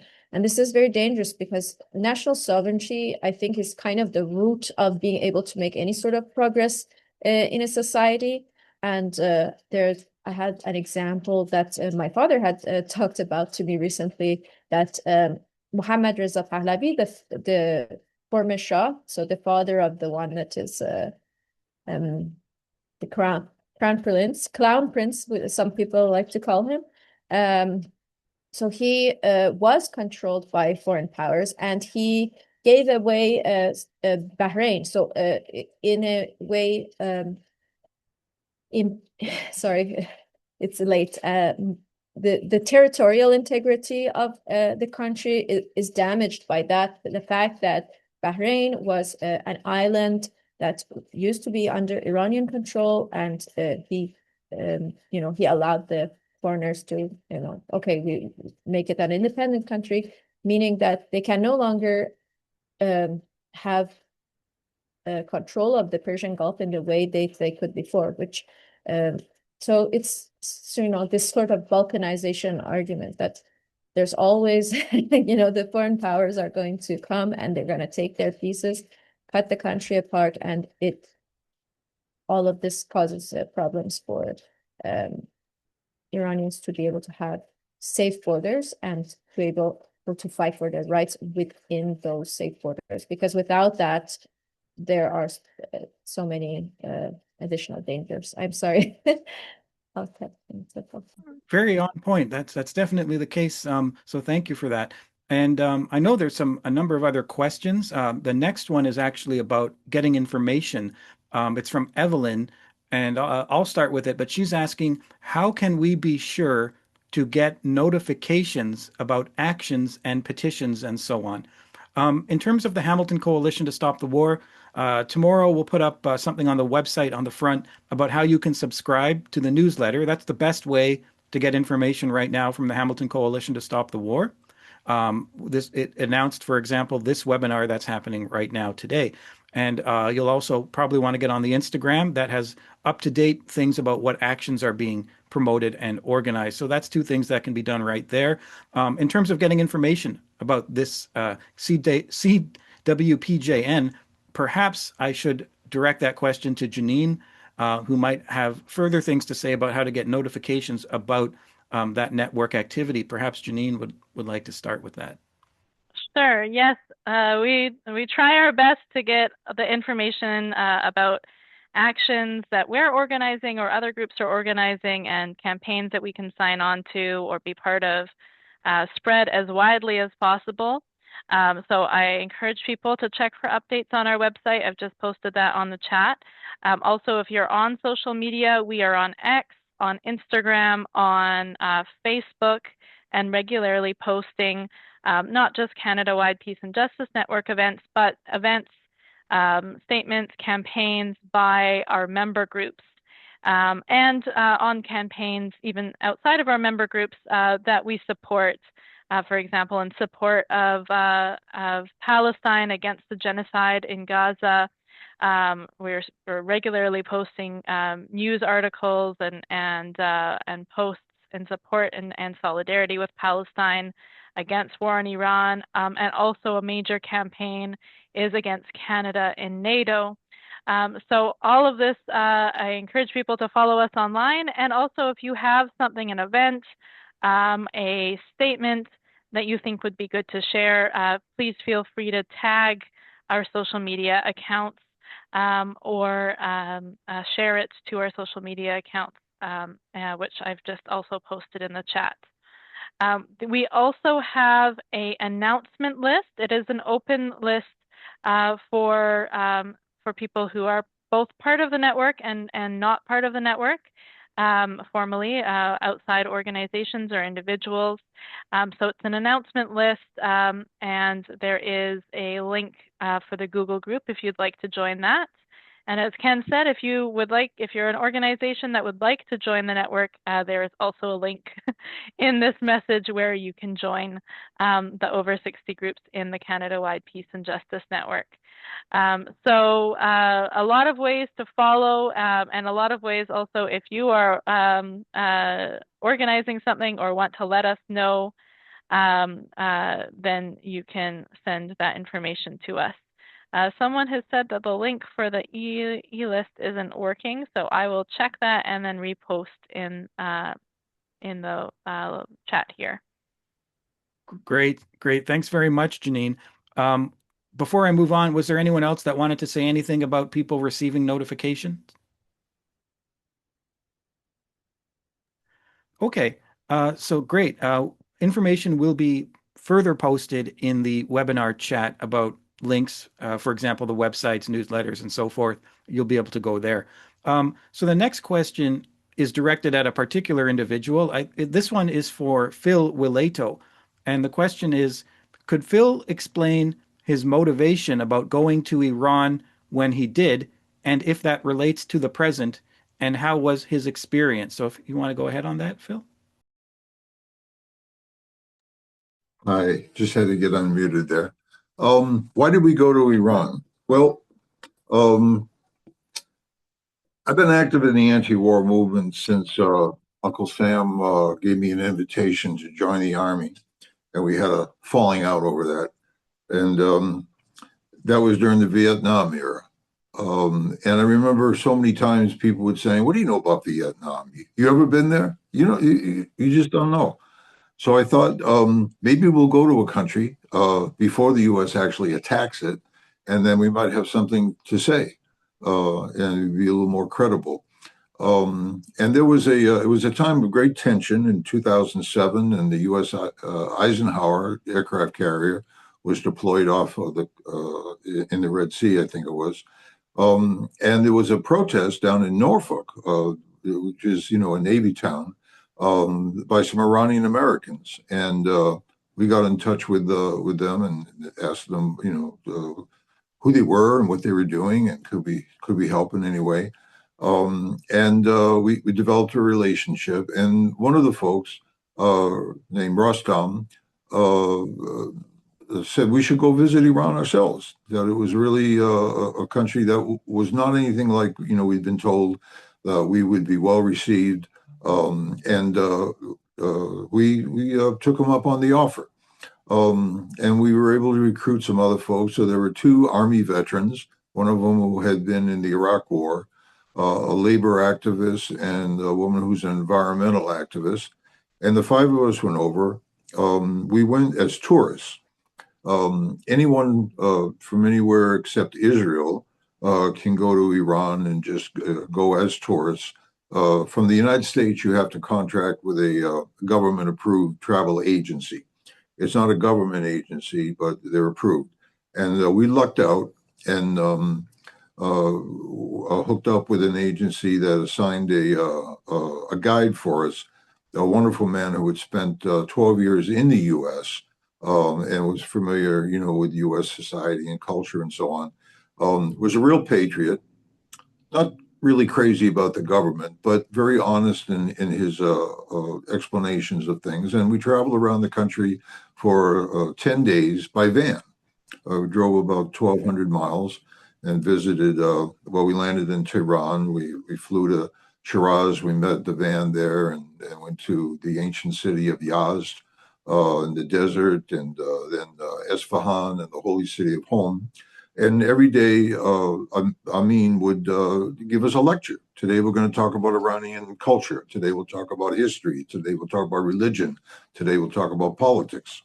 And I think we learned a great deal. People say, well, if you go to Iran for 10 days, you come back, you think you're an expert. What do you really know about the country? Well, what we knew was that what we were told about Iran was incorrect, was lies. People thought, boy, if they find out you're quote unquote Americans, they're going to tear you apart. And it was quite the opposite. We had an experience. I don't want to go into too many stories here, but we had an experience in the ancient city of Yazd, which was already ancient when Marco Polo passed through there. And we went to visit a tourist site, and we ran into 300 members of the Revolutionary Guard, the group that the United States State Department under Hillary Clinton declared a terrorist organization. And the five of us are, walking back to our car, and 300 Revolutionary Guards in uniform are coming towards us. They were going to the same tourist site. And one of them yelled out, "Where are you from?" And I was about to yell out, "Canada." And one of the other folks said, "United States." And I swear to God, all these soldiers started putting up, the peace symbol, saying, "Peace, peace, welcome, welcome." The Revolutionary Guard. And some of them broke off, and we hung them out when they said, "What are you doing here?" We said, "We're on a peace mission." And they said, "Friendship, friendship." It was an amazing moment, and so different than what we were told. Things about the status of women, things about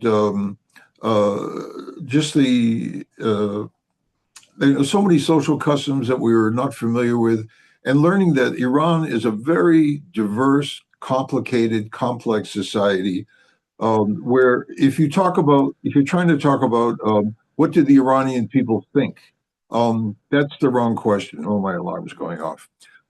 That's the wrong question to ask because the Iranian people have many different opinions. It's a class society, society with many different ethnic groups.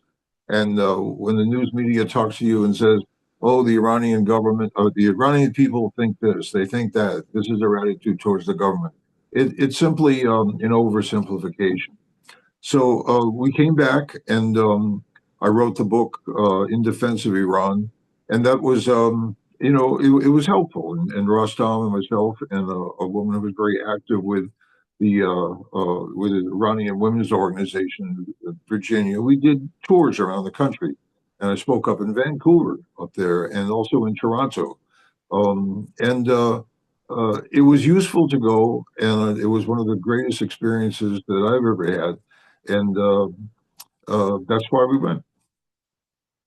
Now I got to shut the alarm off.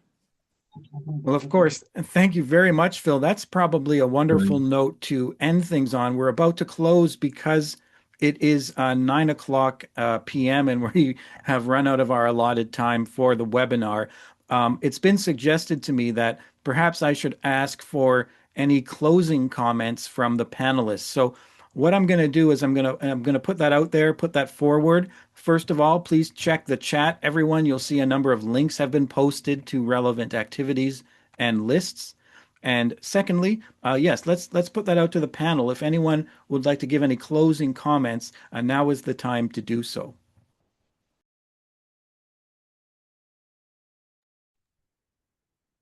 Thank you all so much. Oh, go ahead, Mona. I just wanted to say thank you all so much for organizing this. It's been lovely.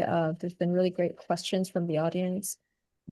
It's been great working with the Canada-wide Peace and Justice Network. Yeah, I would just echo. I'm so honored to be on this panel with all the other speakers today, and I think this is a hugely educational webinar, and I encourage people to share the link on Facebook to the Facebook Live. In a couple of days, you'll also all get an email with the link on YouTube so that you can have the YouTube recording and share that also broad and wide. And also, I want to encourage people to really to come out, as Ken said, as others have said, to come out onto the streets, to come join protests, join organizations in your cities, join the Canada-wide Peace and Justice Network, and let's build this critical movement against war on Iran. And let's keep talking, let's keep organizing together. I just want to highlight that maybe someone can find for me the link for this book on Iran that Phil Wilayto was that he published, and I'm trying to pull it up here so everyone can take a look at it, which is a very interesting book. It's the way that I got to know Phil first, and it's his memoirs and reflections from his trip to Iran. So I'll share that just in a moment if anyone else from the speakers wants to go ahead while I pull that up. There may not be much more in the way of closing remarks, but thanks, Janine. You're right. In fact, the book by Phil was actually launched in Hamilton. I don't mean to say it was the first launching of the book, but I believe we participated in promoting Phil's book. I know that his work and activity goes back a long way, and we've highlighted some of his written efforts for people in the region. But Janine, if you have that information about the book there. There we go. In Defense of Iran, and Notes from a U.S. Peace Delegation's Journey through the Islamic Republic by Phil Wilayto. And I'll post a link in the chat unless Phil has already done that for us. That's wonderful. So thanks very much, Janine. People should try to get a hold of that book and similar books. Perhaps they can pick up the pamphlet Defiant Syria by my father, as well as many other written works referenced during today's meeting. Please take one last look at the webinar chat for the links to the CWPJN, to regional member organizations, to mailing lists, to upcoming events, and so forth. This event will be posted as soon as it is possible to do so on some of the member organizations of the CWPJN on the websites. It's already on Facebook. The live stream will become a recorded video presentation. And then it will also be posted on YouTube in a couple of days. So check in with the member organizations and the CWPJN website and social media on Instagram and on Facebook. So that's what we have for tonight. And I think almost everything that could have been said has been said for today's webinar. We're very pleased with both the panels, the speaker discussions, and the questions that were asked. So thank you very much. Stay tuned for further activity and what we can do against this onslaught of U.S. imperialism. And otherwise, that's our webinar for today. And thanks everybody for coming out.